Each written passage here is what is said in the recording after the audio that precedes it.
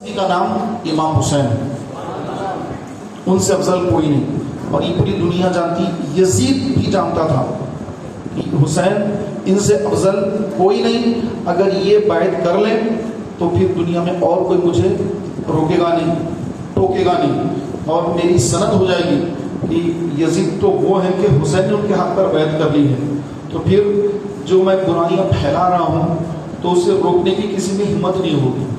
اور اس کا دور وہ تھا کہ صحابہ فرماتے ہیں کہ یزید جب تک نشین ہوا سن 60 ہجری میں، حضرت امیر معاویہ رضی اللہ تعالیٰ عنہ کا وصال ہو گیا لقوہ مارنے سے، فالج کا اٹیک ہوا، امیر معاویہ رضی اللہ عنہ پر فالج کا اٹیک ہوا اور اسی وجہ سے آپ کا انتقال ہو گیا۔ انتقال ہونے کے بعد یزید تخت نشین ہوا، تخت پر بیٹھا اور بیٹھ کر چاہا کہ اب جتنی طرف اس کی سلطنت ہے سب کے سب لوگ بیعت ہو جائیں، تو مدینے میں حضرت زبیر بن عوام، عبداللہ بن زبیر نے زبیر کے بیٹے عبداللہ ابن زبیر اور مولا علی کے شہزادے امام حسین رضی اللہ تعالیٰ عنہ اور دیگر ایسے صحابہ تھے کہ جو یزید کے جو کارنامے تھے اس سے واقف تھے کہ یہ یزید پلید ہے، شرابی ہے، اور اس کا جو دور آ گیا جب یزید تخت نشین ہوا ہونے کے ساتھ ہی اس نے دین میں بگاڑ شروع کر دیا، لوگ اپنی بیٹیوں سے شادی کرنے لگ گئے، اپنی بہنوں سے شادی شروع کر دی، شراب کو کوئی خراب نہیں سمجھتا، شراب پیتا، شراب کو کوئی برا کہنے والا نہیں، شراب سریعام جو ہے بالکل پی جا رہی ہے، اس کو کوئی حرام نہیں سمجھ رہا ہے۔ اس طرح جوا کھیلنا، جتنے حرام کام تھے، حرام کام جو ہے یزید نے حلال کرنا شروع کر دیا کہ جو میرا دور ہے اب اس دور یہ ایسا دور رہے گا اس میں ہر چیز حلال رہی ہے، نہ شراب حرام نہ وہ حرام، کچھ بھی نہیں، سگی بہن سے شادی کر لو حلال معاذ اللہ۔ تو اس قدر رسول پاک علیہ السلام کے دین کو بگاڑنے والے کا نام یزید، اور حافظہ 30 سال کی عمر تھی، موٹا، بہت زیادہ موٹا اور بالکل بدصورت، اس کی صورت پر کوئی نور نہیں تھا، بدصورت، اور اس کی حیت جو تھی وہ بھی انتہا بری حیت کا مالک، اور بڑی کڑکی زبان اس کی، انتہائی درست خو، بدترین قسم کے، دیکھنے میں سمجھ میں آتا ہے کہ آدمی اس کے جو حال چال ڈھال جو ہوتے ہیں اسی سے سمجھ میں آ جاتا ہے کہ یہ کیسا ہے، تو بے انتہا خراب دیکھنے میں نظر آنے والا یزید، اور اس نے چاہا کہ امام حسین اس کے ناپاک ہاتھ پر بیعت کر لے، تو امام حسین کے پاس اس نے لوگوں کو بھیجایا، گورنر مدینہ ولید سے کہا کہ تم جا کر حسین سے، امام حسین سے بیعت لے لو کہ حسین اگر بیعت ہو جاتے ہیں مدینے میں تو پھر اس کے بعد سب جگہ میری سلطنت کو مان لیا جائے گا۔ تو ولید امام حسین کے پاس آیا اور ان سے کہا کہ اے حسین، آپ اب جو ہے امیر معاویہ کا وصال ہو گیا ہے، تو اب یزید تخت نشین ہو گیا ہے، آپ بیعت کر لیں۔ تو آپ نے فرمایا یزید کے ہاتھ پر بیعت کر لوں؟ آپ نے فرمایا کہ یہ تو کبھی نہیں ہو سکتا کہ میں اپنا ہاتھ یزید کے ہاتھ میں دوں۔ تو مروان جو تھا، مروان ایک ایسا شخص ہے جس کو حضرت عمر فاروق اعظم نے اپنے دور میں شہر بدر کرا دیا تھا، تڑی پار اس کو کہا جاتا ہے آج، تڑی پار، تو اس کو تڑی پار کا کر دیا گیا تھا مروان کو۔ تو مروان بن حکم جو تھا وہ اس وقت تھا موجود، تو اس نے ولید کو جو مدینے کا گورنر تھا کہا کہ حسین کبھی بھی یزید کے ہاتھ پر بیعت نہیں کریں گے، جب حسین کے پاس ہم جائیں گے تو حسین کو دھوکے میں لا کر اگر وہ بیعت ہوتے تو ٹھیک ہے، اگر بیعت نہیں کرے تو ان کو قتل کر دینا ہے۔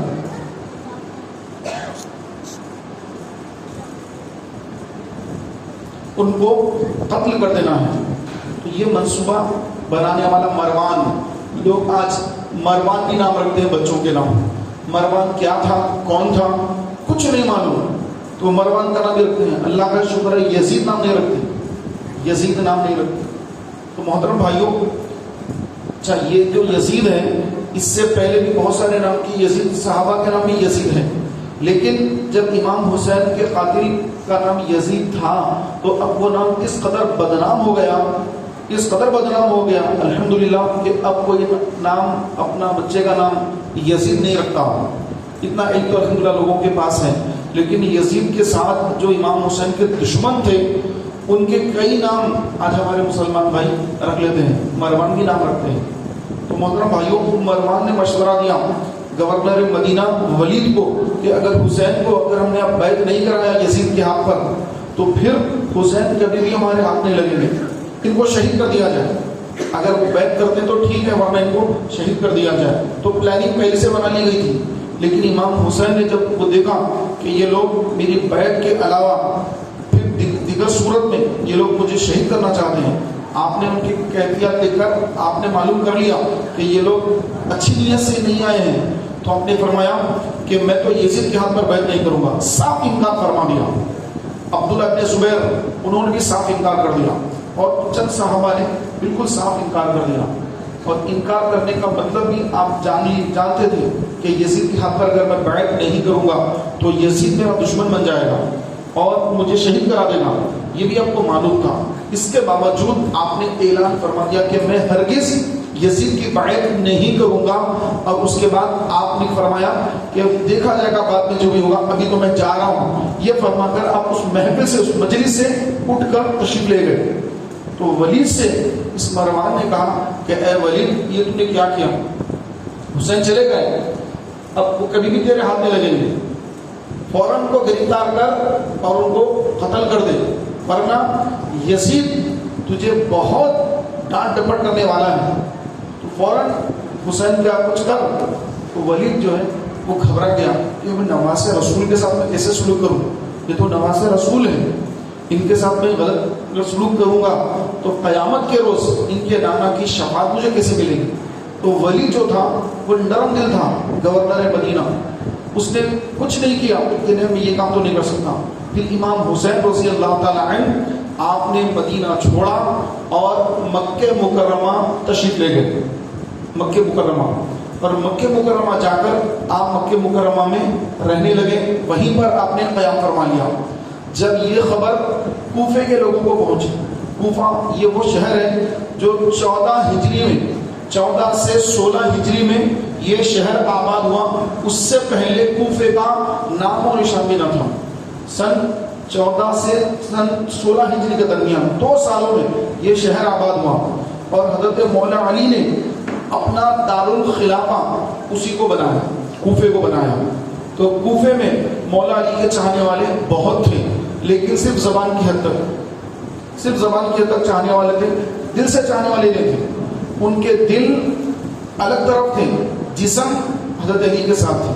وہی لوگوں نے جب ان کو معلوم ہوا کہ امام حسین مدینہ چھوڑ کر یزید کی بیعت نہ کر کے مکہ مکرمہ تشریف لے گئے ہیں، تو پھر کوفے والوں نے خط لکھا امام حسین کی بارگاہ میں کہ اے امام، آپ مکے میں ہیں، ہمیں معلوم ہو گیا ہے، اور آپ یزید کے ہاتھ پر بیعت نہ کرنا چاہتے، نہیں کرنا چاہتے ہیں، تو ہم بھی یہ چاہتے ہیں کہ ہم یزید کے ہاتھ پر بیعت نہ کریں. تو لہٰذا آپ ہمارے پاس تشریف لائیے کوفہ، اور ہم آپ کے ہاتھ پر بیعت کریں گے اور یزید کے ہاتھ پر بیعت نہیں کریں گے. تو یزید کے ہاتھ پر بیعت نہ کرنے کا ان لوگوں نے ارادہ ظاہر کیا. اور اس کے بعد پھر ان لوگوں نے یہ کیا کہ امام کو خط لکھنا شروع کر دیا کہ امام آپ تشریف لائیے، اے امام آپ تشریف لائیے. 1 خط، 2 خط، 3 خط، کئی خط، یہاں تک کہ فرمایا گیا کہ 150 خط اہل کوفے والوں نے لکھ کر امام کی بارگاہ میں بھیجا اور یہ کہا کہ اگر آپ تشریف نہیں لائیں گے، ہم مجبوری میں اگر یزید کے ہاتھ پر بیعت کر لیں گے تو پھر قیامت کے روز ہم آپ کی شکایت کریں گے کہ ہم تو آپ کے ہاتھ پر بیعت کرنا چاہتے تھے، آنا چاہتے تھے، لیکن آپ نہیں آئے، ہماری بیعت نہیں لی، ہم مجبوری میں اس ظالم یزید کے ہاتھ پر ہم نے بیعت کر لی. اس طرح کے انہوں نے خط لکھے. تو امام حسین کو ان پر ابھی بھی بھروسہ نہیں آیا. تو آپ نے اپنے چچا زاد بھائی حضرت مسلم بن عقیل رضی اللہ تعالیٰ عنہ کو وہاں پر اپنا وکیل بنا کر بھیجا کہ اے مسلم بن عقیل، آپ کوفہ جائیے اور کوفے کے حالات دیکھیے اور کوفے والوں کی بیعت، میری بیعت آپ اپنے ہاتھ پر کوفے والوں سے لیجیے، میں اپنا آپ کو وکیل بنا کر بھیج رہا ہوں. تو امام حسین نے حضرت مسلم بن عقیل کو مکہ مکرمہ سے کوفہ بھیجا اور کوفہ جا کر امام مسلم بن عقیل رضی اللہ تعالیٰ نے اہل کوفہ کو کہا کہ اے کوفے والوں، مجھے حسین نے بھیجا ہے. تو سب خوش ہو گئے، 10,000 کا مجمع جمع ہو گیا کہ ہم جو ہے امام مسلم بن عقیل کے ہاتھ پر بیعت کر لیں گے. جب یہ خبر ابن سیاد کو پہنچی، ابن سعد کو پہنچی، ابن سعد ابن سیاد یہ بدترین لوگ ہیں، ان دونوں کے کارنامے سارے کارنامے، یزید تو وہاں سے بول رہا ہے، کرنے والے میدان میں گراؤنڈ پہ یہ لوگ ہیں۔ اب ان لوگوں نے وہاں پر جب ان کو پتا چلا کہ یزید نے، امام حسین نے مسلم بن عقیل کو بھیجا ہے اور کوفے والے جو بیعت کر رہے ہیں، ابن زیاد کو معلوم ہوا، ابن سعد کو معلوم ہوا، وہ لوگ کوفہ آ گئے اور کوفہ آ کر ان لوگوں نے کوفے والوں کو ڈرایا کہ اے اہل کوفہ، اگر تم لوگوں نے مسلم بن عقیل کی بیعت کر لی، امام حسین کے نام سے اگر بیعت کر لی تو پھر تمہاری خیر نہیں ہوگی، تمہیں تمہارے گھروں سے نکال دیا جائے گا، تمہارے گھر توڑ دیے جائیں گے، تمہیں قتل کر دیا جائے گا، تمہاری بیویاں بیوہ ہو جائیں گی، طرح طرح سے ان کو ڈرانا دھمکانا شروع کر دیا، حکومت تمہارے خلاف ایکشن لے گی، یزید کی حکومت ہے، یہ لوگ وہاں کے کوفے کے گورنر ہیں، ان کا چلتا ہے وہاں پر، عوام خوفزدہ ہو گئی، عوام ڈر گئی، ارے یہ کیا ہے، مسلم بن عقیل کے ہاتھ پر بیعت کرنے آئے لیکن یہ ابن زیاد ابن سعد یہ دھمکیاں دے رہے ہیں، ہمارے گھر توڑ دیں گے، ہماری جو ہمارا کاروبار چھین لیں گے، اس طرح کے لوگ دھمکیاں دے رہے ہیں، کیا کریں گے؟ لوگ گھبرا گئے، ڈر گئے، اور 10,000 کا مجمع جا کر 5,000 ہو گیا، پیچھے کے پیچھے غائب ہونا شروع ہوئے لوگ۔ مسلم بن عقیل ایک وسیع میدان میں تشریف فرما ہے اور آپ جو ہے لوگوں کی بیعت کے لیے لوگوں کو بتا رہے ہیں کہ امام حسین کیا ہے، اسلام کیا ہے، اور یزید کس طرح سے لوگوں کے اندر دین کو برباد کر رہا ہے، اسلام کو تباہ کر رہا ہے، آپ کو بیان کر رہے ہیں۔ لوگ پیچھے سے پیچھے کٹنا شروع ہو گئے، لوگ آ کے بولے کہ ابن زیاد آ گیا ہے، ابن سعد آ گیا ہے، اور وہ لوگ ایسا کر رہے ہیں، بھائی بھتیجے وغیرہ آ کے اٹھا کے مجمع کو لے کے جا رہے ہیں، یہاں بیان چل رہا ہے، لوگ اٹھا کے لے کے جا رہے ہیں۔ 10,000 کا مجمع جا کر 5,000 ہو گیا، 5,000 کا مجمع ہو گیا۔ اب 5 سے ہوتے ہوتے جب شام ہونے لگی تو 500 لوگ باقی رہ گئے۔ جب رات کا وقت شروع ہو گیا، اندھیرا ہوا، رات کا وقت ہوا، تو پھر وہ 500 جا کر 50 آدمی رہ گئے، اور پھر 50 اندھیرے میں 50 بھی غائب ہو گئے، کوئی نظر نہیں آیا، سب غائب ہو گئے۔ امام مسلم بن عقیل نے دیکھا کہ 10,000 کا مجمع تھا، وہ 10,000 کا مجمع جا کر 5,000 ہوا، 5 سے جا کر پورا ختم ہو گیا، اب کوئی بھی ہے ہی نہیں یہاں پر۔ تو اس کے بعد پھر ابن سعد ابن زیاد نے حضرت مسلم بن عقیل کو گرفتار کرنے کا آرڈر جاری کر دیا کہ ان کو گرفتار کرو۔ چنانچہ بڑی اس کی لمبی تفصیل ہے، ان کے 2 شہزادوں کو بھی ان لوگوں نے شہید کر دیا، ان کو گرفتار کیا گیا، اور گرفتار کرنے کے بعد ان کو وہاں پر ایک بڑے دیوار پہ چڑھا کر وہاں سے ان کو شہید کر کے ان کے جسم مبارک کو زمین پر پھینک دیا گیا، شہید کر کے، اور وہیں پر آپ کی مزار بنا دی گئی۔ محترم بھائیوں، حضرت مسلم بن عقیل رضی اللہ تعالیٰ عنہ کو جب شہید کرنے کے لیے لے جایا جا رہا تھا، اس سے پہلے بیعت کی جب بات ہو رہی تھی تو آپ نے دیکھا اتنے لوگ ہیں، فوراً ایک خط لکھنے والے کو بلا کر آپ نے خط لکھایا۔ خط میں کیا لکھا کہ اے امام، یہاں میرے سامنے 10,000 کا مجمع بیٹھا ہوا ہے اور یہ سب آپ کے ہاتھ پر بیعت کرنا چاہتے ہیں، آپ فوراً کوفہ آ جائیے۔ یہ خط لکھا کر آپ نے بھیج دیا مکہ مکرمہ خاصد کے ذریعے۔ خاصد گھوڑے پہ دوڑتا ہوا مکہ مکرمہ پہنچ گیا۔ جب مکہ مکرمہ 2-3 دن میں یہ جب خاصد پہنچ کر امام حسین کی بارگاہ میں جب خط دیا، امام حسین خط پڑھ رہے ہیں، اور یہاں پر ابن سعد اور ابن زیاد مل کر حضرت امام مسلم بن عقیل رضی اللہ عنہ کو شہید کر رہے ہیں۔ وہاں پر امام خط پڑھ رہے ہیں، خط میں لکھا ہے کہ آ جائیے، اور یہاں پر 10,000 کا مجمع بھی غائب ہو گیا، امام مسلم بن عقیل کو شہید کیا جا رہا ہے، اور امام حسین کربلا کے لیے نکل رہے ہیں یہاں سے، کوفہ کے لیے نکل رہے ہیں یہاں سے، اور وہاں پر امام مسلم بن عقیل کو شہید کر دیا گیا۔ دیکھیے کیسا عجیب معاملہ ہے کہ امام حسین یہاں سے نکل رہے ہیں کہ کوفہ جا کر اہل کوفہ میرے ہاتھ پر بیعت کر لیں گے، اور پھر قیامت کے دن کہیے ایسا نہ کہیں کہ اے امام ہم نے تو آپ کو بلایا لیکن آپ ہمارے پاس نہیں آئے، اور دین کو یزید نے بگاڑ دیا، آپ اگر آتے تو شاید دین میں بگاڑ نہ ہوتی۔ اس طرح کی یہ لوگ باتیں کر رہے تھے۔ تو امام وہاں سے نکل رہے ہیں، اور یہاں پر امام مسلم بن عقیل کو ابن سعد ابن زیاد نے شہید کر دیا۔ اب امام وہاں سے چلے اور چل کر اپنے شہزادے ساتھ ہیں، اپنے گھر کی خواتین ساتھ ہیں، کہ وہ گھرانہ حضور علیہ السلام کا گھرانہ، جس گھرانے سے پردہ دنیا میں آیا، جس گھرانے سے سب کچھ عورتوں کو عزت ملی، اسی گھرانے سے، اس گھرانے کی خواتین، حضور علیہ السلام کی گھر کی خواتین، امام حسین کی شہزادیاں، امام حسین کی بہن حضرت زینب رضی اللہ تعالی عنہ، دیگر خواتین، اور تقریباً 72 لوگ، جس میں امام حسین کے شہزادے بھی ہیں، بھائی بھی ہیں، بھتیجے بھی ہیں، بھانجے بھی ہیں، عون و محمد یہ امام حسین کے بھانجے ہیں، وہ بھی ہیں۔ اس سے ہٹ کر اور بھی چاہنے والے جو اپنے خاندان کے لیے ہیں، چاہنے والے ہیں، وہ بھی آپ کے ساتھ ہو گئے۔ اب ساتھ ہو گئے تقریباً 72 نفوس کا یہ قافلہ مکہ مکرمہ سے نکلا۔ کب؟ جب حج ہونے والا ہے۔ حج سے 1-2 دن پہلے، جبکہ پوری دنیا کے مسلمان حج کے لیے مکہ مکرمہ آ رہے ہیں، اور نواسہ رسول مکہ چھوڑ کر کوفہ جا رہے ہیں۔ کیا قلب پتھر پر امام حسین کے صدمہ گزرا ہوگا؟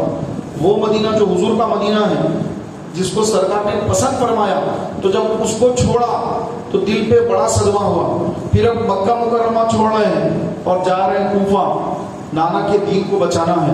یزید نے سر اٹھایا ہے، اب یزید کا سر اٹھاوا ہے اور دین کے اندر بگاڑ پیدا کرنا چاہتا ہے، دین کو بگاڑنا چاہتا ہے۔ نانا جان کی قربانیاں، صحابہ کی قربانیاں، وہ ساری قربانیوں پر یہ جو ہے اس کو نقصان پہنچانا چاہ رہا ہے، مسلمانوں کو نقصان، اسلام کو نقصان۔ یہ اس کی جو سازشیں تھیں، وہ سازشوں کو ختم کرنے کے لیے امام حسین رضی اللہ تعالی عنہ مکہ مکرمہ سے نکل کر اب جا رہے ہیں کوفے کی طرف۔ راستے میں ایک مقام پر، بڑی لمبی تفسیر میں مختصر عرض کرتے گزر رہا ہوں کہ راستے میں ایک مقام پر آپ نے فرمایا کہ یہ کیسی جگہ ہے کہ یہاں کی بڑی گرم ہوائیں ہیں، یہ جگہ کا نام کیا ہے؟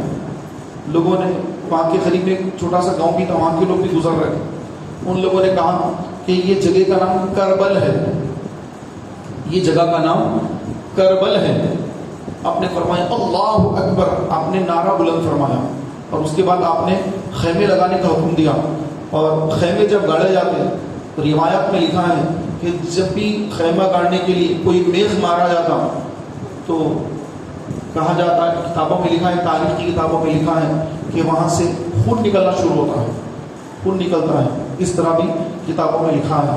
تو محترم بھائیوں، امام حسین نے وہاں پر خیمے لگا دیے، اور خیمے لگا دینے کے بعد اب وہاں پر آپ نے قیام فرمایا، تو وہاں پر یزید نے لوگوں کو وہاں پر بھی بھیجا کر کہا کہ اے حسین، آپ کی ہماری ایک ہی بات پر نا اتفاقی ہے، اور وہ ہے یزید کی بیعت، اور کوئی اختلاف نہیں ہے۔ بس آپ یزید کے ہاتھ پر بیعت کر لیجئے، ہم آپ کو کوئی تکلیف نہیں پہنچائیں گے، آپ کو یہاں سے جانے دیں گے، اور آپ کو جو ہے مالا مال کر دیا جائے گا، یزید کی طرف سے آپ کو بہت کچھ دیا جائے گا، آپ پوری زندگی سکون سے گزار سکیں گے، بس آپ اتنا ہی کریے، یزید کے ہاتھ پر بیعت کر لیجیے۔ یزید کی بیعت پر ابھارا جا رہا ہے۔ امام حسین نے فرمایا کہ میں ہرگز یزید کی ہاتھ پر بیعت نہیں کروں گا، کیونکہ یزید فاسق اور فاجر ہے۔ اس دور میں پورے داڑھی والے تھے، یزید داڑھی مڑا تھا، یزید کے چہرے پر داڑھی نہیں تھی، فاسق و فاجر تھا۔ جیسے صحابہ کرام لباس پہنتے ویسا لباس نہیں پہنتا، جیسے صحابہ کرام امامہ باندھتے، جیسے صحابہ کرام چہروں پر داڑیاں تھیں۔ اور تابعین جو تھے، صحابہ کے جو بیٹے تابعین، جنہوں نے صحابہ کو دیکھا، اس دور کے جنہوں نے بھی صحابہ کو دیکھا، وہ تابعین ہوتے ہیں۔ تو وہ تابعین پورے سب داڑھی والے، لیکن یہ داڑھی مڑانے والا، اس کو داڑھی سے نفرت تھی، داڑھی مڑاتا تھا۔ تو پیارے محترم بھائیوں، اب لوگ چاہ رہے ہیں، یزید کے چاہنے والے یہ چاہ رہے ہیں کہ حسین یزید کے ہاتھ پر بیعت کر لیں۔ تو امام حسین نے وہاں پر بھی فرمایا کہ نہیں، ہرگز نہیں۔ تو امام حسین کے وہ بھائی جو سیدہ فاطمہ زہرا کے وصال فرمانے کے بعد مولا علی نے دوسرے نکاح فرمائے تھے، ان کا بھی نام فاطمہ تھا۔ حضرت سیدہ فاطمہ زہرا کے وصال فرمانے کے بعد امام حضرت علی کرم اللہ وجہہ کریم نے اور ایک نکاح فرمایا، تو جس سے نکاح فرمایا ان کا نام بھی کیا تھا؟ وہ یہ فاطمہ نام تھا۔ تو انہوں نے جب وہ مولا علی کے نکاح میں آئیں تو انہوں نے فرمایا کہ فاطمہ تو رسول اللہ صلی اللہ علیہ وسلم بیٹی کا نام ہے، تو میں اے علی آپ مجھے فاطمہ کہہ کے نہ پکاریں، کہ میں تو یہ امام حسن امام حسین ان کی کنیز ہوں میں، اور میں کبھی ان کو بیٹے حسین کہہ کے نہیں پکاروں گی، اور ان کو میں اپنا مولا مانتی ہوں، یہ تو مولا ہے۔ تو زندگی بھر ام البنین جو حضرت علی کی دوسری زوجہ ہے، ان کا نام فاطمہ ہے، انہوں نے فرمایا کہ یہ حسین اور حسن اور حسین یہ دونوں یہ جنتی جوانوں کے سردار ہیں، تو یہ مولا ہیں، یہ مددگار ہیں ہمارے، تو میں ان کو کبھی حسین کہہ کے نہیں پکاروں گی، بیٹے حسین کہہ کے نہیں پکاروں گی، کیونکہ وہ حق ان کی ماں کا تھا، میں ان کی تو کنیز ہوں، میں شہزادی کونین سیدہ فاطمہ زہرا کی کنیز ہوں، میں ان کا مقام حاصل نہیں کر سکتی، میں ان کی کنیز ہوں، لہٰذا میں ہمیشہ امام حسن امام حسین دونوں کو مولا کہوں گی۔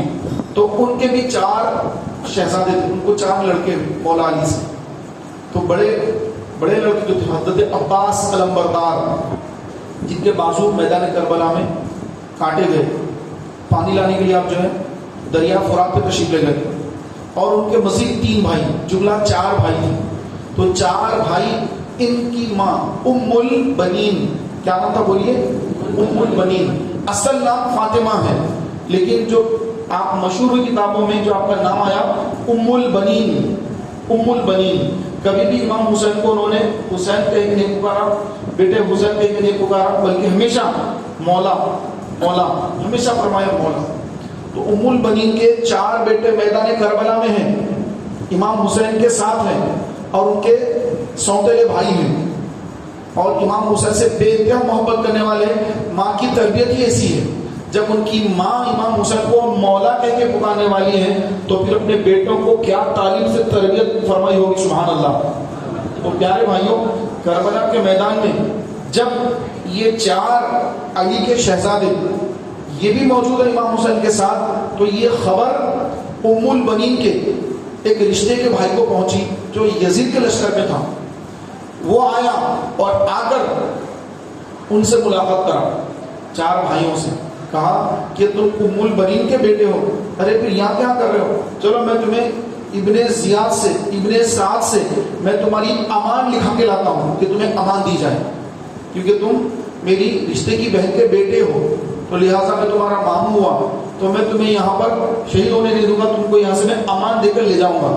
تو 4 بیٹوں نے فرمایا کہ ہمیں تیری امان نہیں چاہیے، ہمیں اللہ کی امان چاہیے، ہم اللہ کی امان میں ہیں، ہمارے لیے امان ہے، اور حسین کے لیے امان نہیں، تیری امان کی بھی کوئی ضرورت نہیں۔ تو اس کو بھیج دیا، واپس کر دیا۔ تو یہ وہ جو تھا شخص، اس کو بہت صدمہ ہوا کہ ارے حسین کی محبت میں لوگ اس قدر محبت میں گرفتار ہیں کہ میں ان کو امان دینے کے لیے آیا ہوں، بچانے کے لیے آیا ہوں، لیکن یہ لوگ میرے بھانجے یہ حسین پر شہید ہونے کے لیے، قربان ہونے کے لیے بے چین اور بے قرار ہے۔ تو وہ واپس چلا گیا۔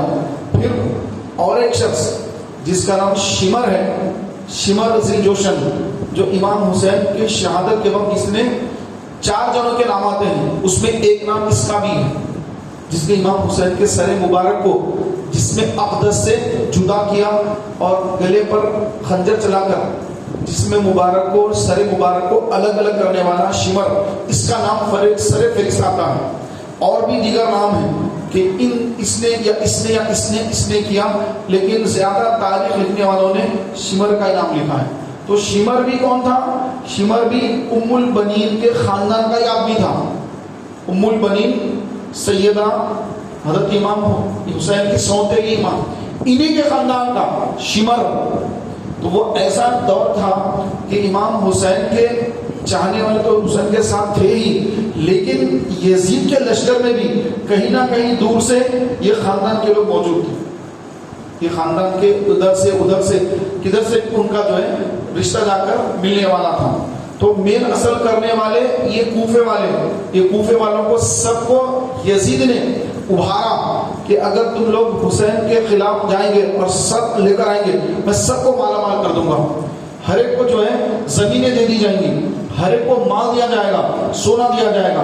یہ لالچ دے کر پیسوں کا لوگوں کو کربلا کے میدان میں جمع کیا گیا، جن کی تعداد 22,000 تھی، 22,000، جس میں بڑے بڑے جنگجو، بڑے بڑے بہادر سورما عراق کے، شام کے بڑے بڑے سورما، بڑے بڑے پہلوان، جو ایک ایک پہلوان ایک ایک ہزار لوگوں پر بھاری پڑنے والا پہلوان، ایسے پہلوانوں کو یزید کے کہنے پر ابن سعد ابن زیاد نے جمع کیا، ان کو پیسے کی پیشکش کی، اگر حسین کا سر لاؤ گے تو پیسہ دیا جائے گا، سونا دیا جائے گا، تمہیں زمین دے دی جائے گی، اور تم مالدار رہو گے، تمہاری سات پشتیں کھاتی رہے گی، اتنا یزید تمہیں مالا مال کر دے گا، آؤ چلو۔ خلیفہ ہے یزید، گمراہ کیا گیا ہو، یزید خلیفہ ہے، خلیفہ کے خلاف حسین آئے ہیں، لہذا ان کی بات نہیں ماننا ہے، حسین کی بات نہیں ماننا ہے، یزید کی بات ماننا ہے، کیونکہ وہ وقت کا خلیفہ ہے، اس کی بات مانو، اگر اس کی بات مانو گے تو تمہیں مالا مال کر دے گا۔ اب ہم کو سمجھ میں نہیں آ رہا کہ کیا کرنا، لوگوں کے دلوں میں تو پیسے کی محبت ہوتی ہے، تو یہ جو ہوا ہے اس کے پیچھے سب سے بڑا جو راز ہے وہ ہے اصل پیسے کی محبت، مال کی محبت۔ ایک طرف نانا، ایک طرف نواز رسول ہیں، اور ایک طرف مال ہے، دولت ہے، عزت ہے، اور ایک طرف جو ہے ظاہری طور پر تھوڑے دنوں کے لیے وہ سب کچھ، ایک طرف وہ ہے، ایک طرف شہادت ہے۔ تو لوگ پیسے کو دیکھ رہے ہیں، مال کی طرف دیکھ رہے ہیں کہ مال ادھر ہے، پیسہ ادھر ہے، اچھا کھانا ادھر ہے، ہر چیز ادھر یزید کی طرف ہے، حسین کی طرف کیا ہے؟ کچھ بھی نہیں ہے، پیسہ نہیں ہے، کچھ نہیں ہے، بس وہاں پہ تو جانے کے بعد موت ہے، شہید ہونا ہے۔ تو لوگوں کے دلوں میں دنیا کی محبت اس قدر آ گئی تھی کہ انہوں نے نواسہ رسول کا ساتھ دینے کے بجائے اپنی دنیا سنوارنے کے لیے یزید کے لشکر میں شامل ہو گئے، بڑے بڑے پہلوان بھی شامل ہو گئے۔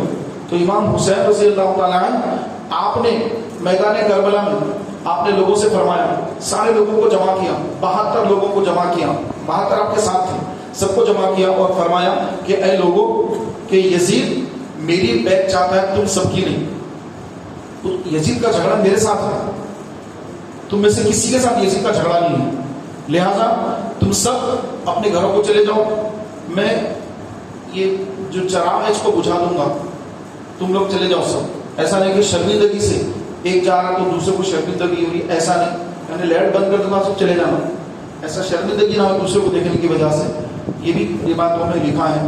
تو آپ نے لوگوں سے فرمایا کہ جس کو جانا ہے وہ چلا جائے، مکہ چلا جائے، مدینہ چلا جائے، جہاں جانا چاہتا ہے چلا جائے، کیونکہ تم کو مارنا مقصد نہیں ہے یزید کا، تم صرف میرے لیے آ رہے ہو، تو میں نہیں چاہتا کہ میری وجہ سے تم شہید ہو جاؤ، تو اپنے اپنے گھروں کو لوٹ جاؤ، تمہاری بیویاں، تمہارے بچے تمہارا انتظار کر رہے ہیں، تمہارا کاروبار ہے، تمہارے گھر بار ہے، تمہارے ذمہ داریاں ہیں تمہاری گھروں پر، تم اپنے اپنے گھروں کو لوٹ جاؤ، یزید کا معاملہ میرے ساتھ ہے، یزید میرے خون کا پیاسا ہے، میرا ہاتھ اپنے ہاتھ میں لینا چاہتا ہے، جو میں ہرگز اس کے ہاتھ پر بیٹھ نہیں کروں گا، تمہارا اس کے ساتھ کوئی جھگڑا نہیں ہے، لہٰذا تم سب اپنے گھروں کو چلے جاؤ۔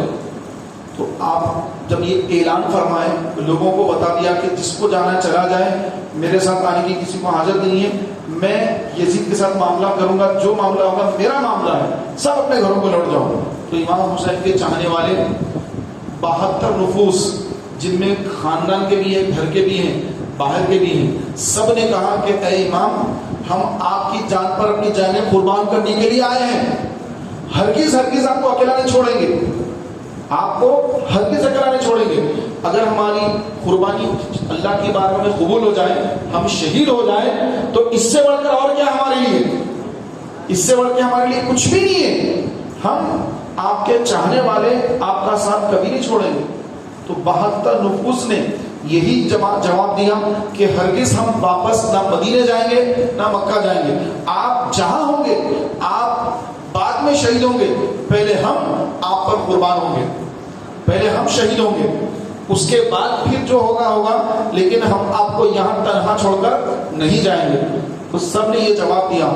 پیارے بھائیوں، امام حسین رضی اللہ تعالیٰ عنہ، آپ نے اس کے بعد لوگوں کو جمع کیا، سارے لوگوں کو جمع کیا، اور اس کے بعد فرمایا لوگوں سے کہ یزید جو ہے، وہ یزید جو چاہتا ہے، وہ یزید کے اس چاہنے کی وجہ سے آج اس قدر مسلمانوں کے اندر ایسے حالات پیدا ہو گئے، تو اب اس کا جو معاملہ ہے وہ میرے ساتھ ہے، لہذا تم لوگ جو ہے، جو ہو سکتا ہے تم لوگ اپنی دفاع کر لو.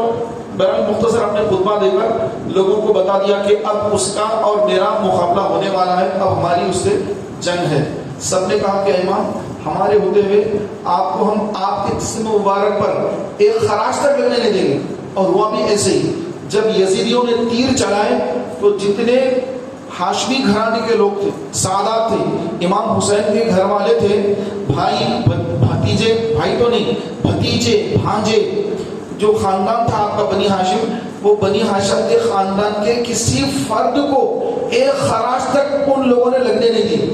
جب یزیدیوں نے تیر چلانا شروع کر دیے تو جو امام حسین کے غلام تھے, چاہنے والے تھے, عاشق تھے, آ کے سینہ سفر ہو کر ٹھہر گئے اور امام کو کوئی تکلیف انہوں نے ہونے نہیں دی.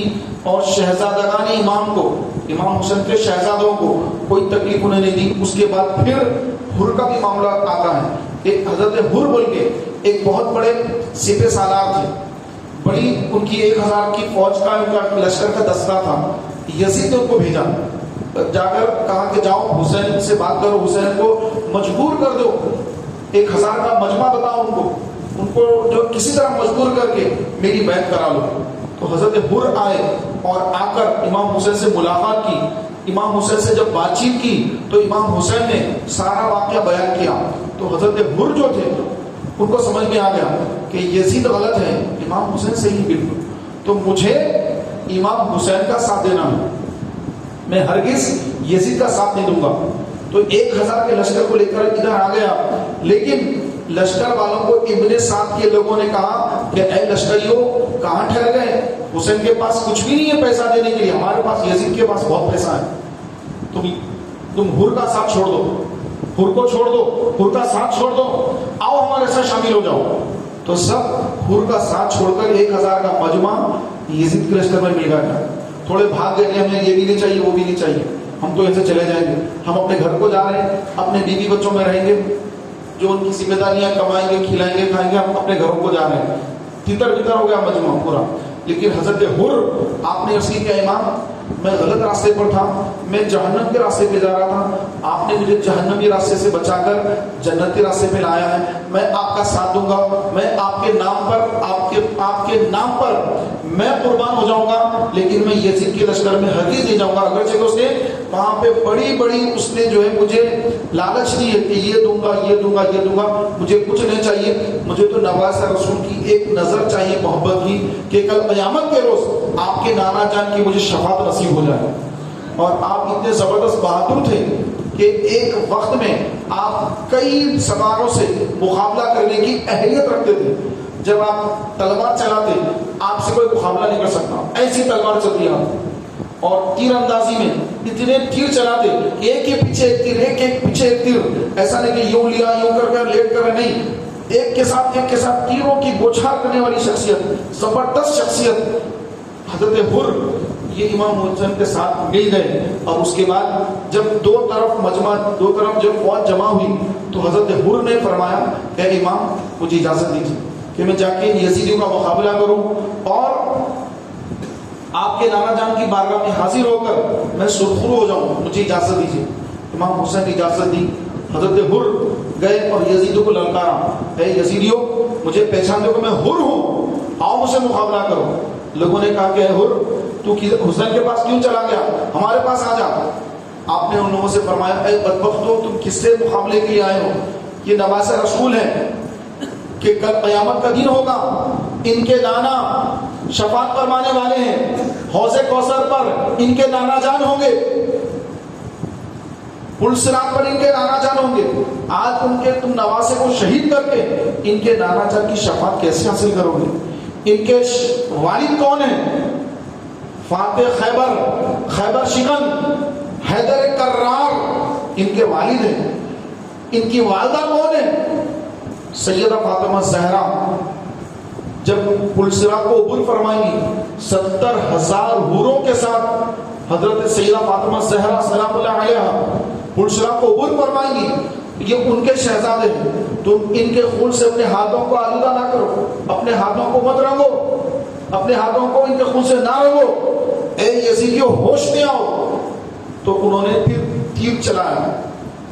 اس کا جواب یزیدیوں نے تیر سے دیا. تو آپ نے فرمایا ٹھیک ہے اگر تمہیں جنگ ہی منظور ہے تو آؤ کون ہے مجھ سے مقابلہ کرتا ہوں. تو آپ ٹھہر گئے اعلان فرما کر. تو لوگ ادھر کے جو پہلوان تھے وہ آنا شروع ہوئے. آپ نے مجھ سے مقابلہ کیا, جو بھی آپ کے سامنے آتا گیا آپ مقابلہ کرتے رہے یہاں تک کہ بہت دیر تک مقابلہ ہوا. آپ کو پیاس لگی, شدت کی پیاس, کیونکہ حسین کی طرف پانی نہیں ہے, پانی اس طرف ہے, دریا فرات بہ رہا ہے, چرین پلند سب پانی پی سکتے ہیں, لیکن نماز رسول اور امام حسین کے ساتھیوں کو پانی بند کر دیا گیا اور وہاں پر پہرا لگا دیا فوج کا.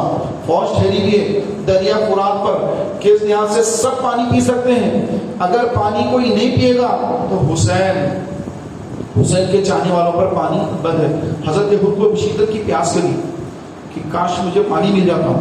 پھر آپ نے دیکھا کہ امام حسین رضی اللہ تعالیٰ عنہ آپ پر, آپ کے گھر والوں پر, سب پر پانی بند کیا ہوا ہے. تو حضرت حر نے دیکھا کہ نہیں اب میں جاؤں گا اور جا کے جام شہادت ہی نوش کر کے حوض کوثر سے ہی اپنی پیاس بجھاؤں گا. پھر آپ پلٹ گئے اور پلٹ کر پھر یزیدی لشکر سے مدِ مقابل ہوئے اور بہت ساروں کو فی النار کرتے ہوئے جام شہادت نوش فرما لیا, شہید ہو گئے. اس کے بعد امام حسین کے ساتھ جتنے خاندان سے ہٹ کر جو لوگ آئے تھے سب ایک کے بعد امام حسین سے اجازت لینا اور یزیدیوں سے مقابلہ کرنا, جام شہادت نوش کرنا, یہاں تک کہ سارے لوگ شہید ہو گئے. اب بچے کون؟ ہاشمی گھرانہ بچا ہوا ہے, امام حسین کا گھرانہ بچا ہوا ہے, حسین کے شہزادے بچے ہوئے ہیں, حسین کے بڑے بھائی امام حسن مجتبیٰ کے شہزادے حضرت قاسم, ان کا نکاح ہونے والا ہے امام حسین کی شہزادی سے, امام حسین کی شہزادی سے امام حسن کا, جو امام حسن کے جو بیٹے حضرت قاسم, امام حسن کے بیٹے حضرت قاسم کا نکاح امام حسین کی بیٹی سے طے ہو گیا کہ بات چیت ہو گئی, طے ہو گیا, نکاح ہوا نہیں, ابھی نکاح ہوا نہیں, بات چیت طے ہو گئی. حضرت قاسم وہ بھی موجود ہیں. امام حسین کے 3 شہزادے حضرت علی اکبر, علی اوسط, علی اصغر, امام حسین کے 3 شہزادے اور ان کی بہن حضرت زینب, ان کے 2 شہزادے حضرت عون, حضرت محمد اور دیگر جو چاہنے والے تھے, سوتیلے جو بھائی تھے حضرت عباس اور ان کے دیگر 3 بھائی, یہ سب امام حسین کے گھرانے والے, اولاد علی کی اولاد ہے, آل رسول ہیں. بس اب یہ بچ گئے. اس کے بعد امام حسن مجتبیٰ کے شہزادے حضرت قاسم امام کی بارگاہ میں آئے, اپنا ہاتھ باندھ لیا, عرض کیا اے چاچا جان مجھے اجازت دیجیے کہ میں جاؤں گا اور جا کر ان کا مقابلہ کروں گا. تو امام حسین نے جب اپنے بھتیجے کو دیکھا کہ میرے بڑے بھائی کا بیٹا حضرت قاسم, اس کا نکاح ہونے والا تھا میری بیٹی کے ساتھ, یہ مجھ سے اجازت مانگ رہا ہے, امام کی آنکھوں میں آنسو آ گئے. کہا کہ بیٹا یہ میرے بھائی کی تو ہی تو نشانی ہے, تجھے کیسے اجازت دو؟ تو آپ نے فرمایا کہ چاچا جان مجھے آپ ضرور اجازت دیجیے کہ میں جاؤں گا اور جا کر ان یزیدیوں کا مقابلہ کروں گا اور پھر میں اپنے نانا جان کے پاس جا کر اپنی پیاس بجھاؤں گا, آپ مجھے اجازت دیجیے. امام نے اجازت دی, فرمایا کہ بیٹا جاؤ. آپ تلوار لیے گھوڑے پر سوار ہوئے اور سوار ہو کر آپ میدان میں آئے. کیا عمر ہے؟ 19 سال. 19 سال کی عمر ہے. حضرت قاسم بن حسن بن علی آپ میدان میں آ رہے ہیں تو ایسا نورانی چہرہ آپ کا ہے, کیونکہ مولا حضرت ہمارے آقا صلی اللہ علیہ وسلم کا جو چہرے انور ہے اور دھڑے مبارک ہے, تو یہ اوپر کا جو حصہ تھا حضور اسلام کا یہ امام حسن سے ملتا تھا اور دھڑے مبارک کا نیچا حصہ حضرت امام حسین سے ملتا جلتا تھا. تو حضرت حسن کے شہزادے حضرت قاسم, ان کا جو نورانی چہرہ تھا وہ نورانی چہرے والے 19 سال کے نوجوان جب میدان میں آئے تو ایسا نظر آنے لگا, کتابوں میں لکھا ہے کہ ایک صحرا میں جو ہے ایک چاند کھلا ہوا ہے, ہر طرف یزیدی ہیں, ایک چاند کھلا ہوا ہے. تو آپ میدان میں آئے اور آقا اپنا نام کا اعلان کیا کہ میں قاسم ابن حسن ابن علی ہوں, آؤ میرے مقابلے کے لیے. تو وہاں ایک پہلوان تھا جس کا نام تھا ارزق. ارزق پہلوان تھا. تو ابن سعد نے ارزق پہلوان سے کہا کہ جاؤ تم جاؤ اس کے مقابلے کے لیے, یہ حسن کا بیٹا ہے, اس کے مقابلے کے لیے تم جاؤ. تو ارزق پہلوان جو بہت بڑا پہلوان تھا اس زمانے کا, اس نے کہا یہ 19 سال کے لڑکے کے لیے میں مقابلے میں جانا اپنی بے عزتی سمجھتا ہوں. تو میرے 4 بیٹے ہیں, ایک بیٹے کو ابھی بھیجوں گا تو قاسم کا سر لے کر آ جائے گا. تکبر کے ساتھ اس نے کہا. تو ابن سعد نے کہا کہ اے ارزق کہ یہ کوئی عام نوجوان نہیں, یہ حیدر کرار کا پوتا ہے, علی کا پوتا ہے, یہ حسن کا بیٹا ہے, یہ معمولی مت سمجھنا, یہ تم چلے جانا, بیٹے کو مت بھیجنا. تو ارزق پہلوان نے کہا کہ کوئی بات نہیں, میرا بیٹا جائے گا اور یوں جا کے سب لے کر آ جائے گا, حسن یوں جا کر قاسم کا سب لے کر آ جائے گا. تو اس نے اپنے بڑے بیٹے کو بھیجا, جاؤ اس کا مقابلہ کرو. حضرت قاسم رضی اللہ تعالیٰ عنہ 19 سال کی عمر ہے, آپ ہاتھ میں نیزہ ہے, تلوار بھی ہے. وہ پہلوان کا بیٹا, وہ بھی پہلوان ہے, وہ آیا اور آتے ہی اس نے بات چیت کچھ نہیں کی, آتے ہی اس نے نیزے سے حملہ کر دیا. آپ نے حملے کو بچایا اور بچا کر آپ نے اس کے نیزے آپ نے اس پر اپنے نیزے سے حملہ کیا. ایک ہی حملے میں وہ نیزہ اس پہلوان کے آر پار ہو گیا اور وہ زمین پر تڑپنے لگا, تڑپ کر ٹھنڈا ہو گیا. ارزق پہلوان غصے سے کانپنے لگا. کہا کہ اے دوسرے بیٹے تو جا اس کے مقابلے کے لیے. منجلے بیٹے کو بھیجا, منجلا بیٹا گیا مقابلے کے لیے. تو آپ اس کو آتے تلوار سے وار کی, آپ نے تلوار کو روکا, نیزے نے اس سے روک کر آپ نے وار کیا اور ایسا بھرپور وار کیا کہ اس کو گاجر اور مولی کی طرح کاٹ دیا. تھوڑی دیر پہ وہ نیچے گر کر خاک و خون میں تڑپ کر ٹھنڈا ہو گیا. تیسرا آیا, آپ نے اس کو بھی فنار کر دیا. چوتھا آیا, وہ بھی مر گیا. آپ نے اس میں سے جس کی اچھی تلوار تھی وہ تلوار اٹھا لی, اب وہ اپنی تلوار چھوڑ دی, اس کی تلوار اٹھا لی, اس کی اور بھاری تلوار تھی تو تلوار اٹھا لی. اب ارزق پہلوان غصے سے کانپ رہا ہے, ہاتھی کی طرح چنگارتا ہوا میدان میں آیا. کہا کہ اے قاسم تو نے میرے 4 بیٹوں کو ختم کر دیا, اب آ میرے سے مقابلہ کر, میں تیری موت بن کے آیا ہوں.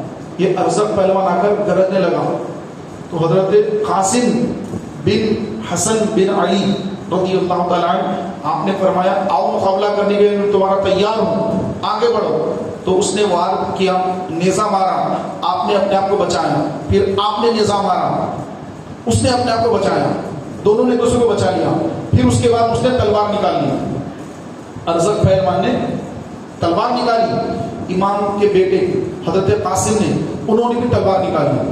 تلوار نکالنے کے بعد آپ نے فرمایا ارے تو بہت بڑا جنگجو ہے, بہت بڑا تو جو ہے جنگ لڑنے والا بہت بڑا پہلوان ہے, اور تیری حالت یہ ہے کہ تو نے اپنے گھوڑے پر زین کو برابر باندھا بھی نہیں. تو جب اس نے یہ سنا تو جھک کر اپنے گھوڑے کی زین کو دیکھنے لگا کہ میری گھوڑے کی زین ڈھیلی ہے کیا. جیسے وہ جھکا, حضرت قاسم نے اللہ کا نام لے کر ایسا وار کیا, ایک ہی وار میں اس کا سر بیل کے سر کی طرح لڑکتا ہوا جا کے دور گرا. ارزق پہلوان کا لاشا تڑپنے لگا. یہ منظر دیکھ کر کوفیوں میں اور یزیدیوں میں ایک لرزہ برندہ کی کیفیت پیدا ہو گئی, اور وہ دیکھ کر ابن سعد نے کہا کہ میں پہلے ہی کہتا تھا کہ یہ حسن کا بیٹا ہے, یہ عام لڑکا نہیں ہے, یہ 19 سال کی عمر پہ چلے گا, یہ پہلوان. میں تو پہلے ہی بول رہا تھا کہ یہ مقابلہ نہیں کر سکتا اس کے ساتھ. اب تم جاؤ. اب بڑے بڑے پہلوان اس نے بھیجا شروع کر دیا. حضرت قاسم رضی اللہ تعالیٰ عنہ ان سب کا مقابلہ فرماتے رہے. اس کے بعد جب ان کو پیاس لگی پلٹ کر آئے اور آ کر اپنے چاچا جان سے فرمایا کہ چاچا جان اگر مجھے تھوڑا سا پانی مل جائے, اگر مجھے اس وقت اگر تھوڑا پانی مل جائے تو پھر میں کسی یزیدی کو واپس گھر کی طرف لوٹنے نہیں دوں گا. یہ 19 سال کے امام حسن کے شہزادے حضرت قاسم آ کر اپنے چچا امام حسین کی بارگاہ میں عرض کر کے مجھے بس تھوڑا سا پانی مل جائے بس. تو پیارے بھائیو, چچا جان کی آنکھوں میں آنسو آ گئے, امام حسین کی آنکھوں میں آنسو آ گئے. پھر حضرت قاسم نے فرمایا کہ چچا جان اب میں جا رہا ہوں, اب جا کر نارا جان کے پاس ہی حوض کوثر پر سیراب ہو جاؤں گا. پھر پلٹ کر آپ نے میدان کی طرف رخ کیا اور رک کر کے یزیدی لشکر پر حملہ ور ہوئے تو ابن سعد ابن زیاد نے دیکھا کہ یہ تو ایسا شیر ہے، اس کا تو کوئی مقابلہ کرنے والا نہیں ہے، لہٰذا سب تیر مارو دور سے. تو تیر نیزے دور دور سے مار رہے ہیں، یہ مقابلے کو نہیں آ رہا ہے. کیوں؟ کیونکہ حیدر کرار کے پوتے ہیں. تلوار چلانا، نیزہ چلانا، یہ حیدر کرار کے شہزادوں کے سامنے کون مقابلے میں آ سکتا ہے؟ وہ تو لالچ میں آئے ہیں اور یہ اللہ اس کے رسول کی محبت میں آئے ہیں، یہ نواز رسول ہیں. تو محترم بھائیوں، پھر انہوں نے چاروں طرف سے تیروں کی برسات کر دی، یہاں تک کہ آپ زمین پہ تشریف لائے، بے ہوش ہو گئے، زمین پہ تشریف لائے. تو پھر یزیدیوں نے آپ پر تلواروں سے نیزوں سے حملے کر کر کے شہید کر دیا. انا للہ و انا الیہ راجعون. اس کے بعد حضرت عباس علمبردار آپ نے فرمایا کہ اے بھائی کہ یہ بچے، چھوٹے بچے پیاس سے تڑپ رہے ہیں اور دریا فرات یہ ٹھاٹے مارتے بہہ رہا ہے، جوش سے دریا فرات بہہ رہا ہے، سب پانی پی رہے ہیں، میں بچوں کی پیاس برداشت نہیں کر سکتا، میں پانی لاؤں گا. مشکیزہ لیا، امام سے اجازت لی، مشکیزہ لے کر آپ گھوڑے پر سوار ہو کر دریا فرات کے پاس تشریف لے گئے.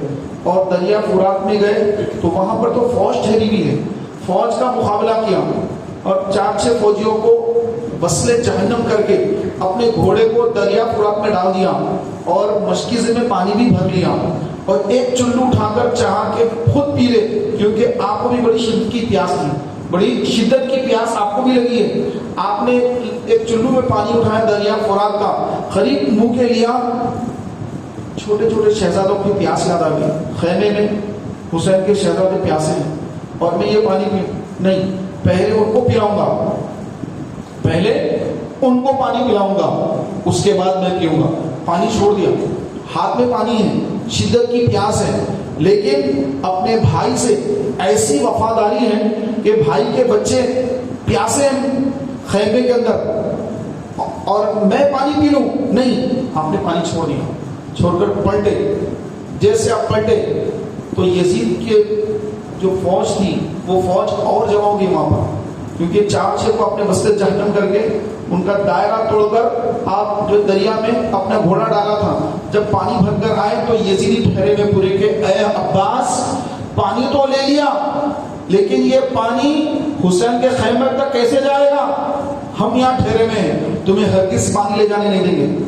تو یہ پانی سے روکنے کا کام یزیدیوں کا یہ کام کہ تمہیں اگر مقابلہ کرنا تو مقابلہ کرو، پانی کیوں روکا ہے؟ لیکن وہ تو یزیدی ہیں، پانی روکنا ان کا کام ہے. تو محترم بھائیوں، حضرت عباس علمبردار آپ نے فرمایا کہ اگر تم مجھے روکنا چاہتے ہو تو روک لو، کہ مجھے تم میں سے کوئی روک نہیں سکے گا.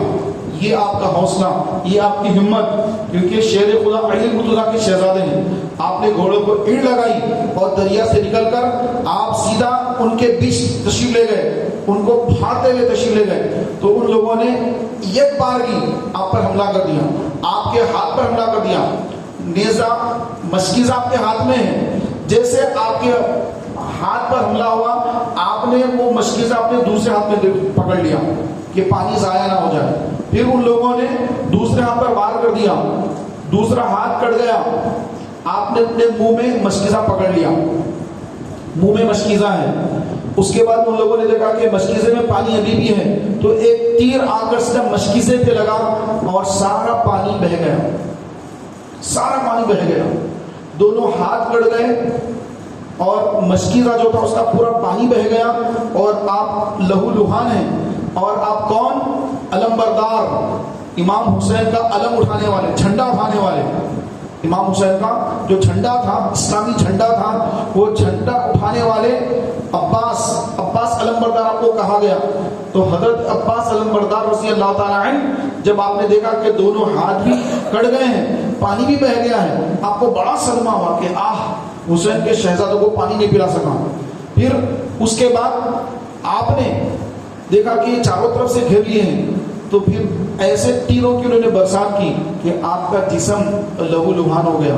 اس کے باوجود آپ گھوڑا دوڑاتے ہوئے کسی طرح سے امام تک پہنچنے کی کوشش فرمائی، لیکن راستے میں جامع شہادت نوش کر لیا اور آواز لگائی کہ اے بھائی، اپنے بھائی کی خبر لیجئے۔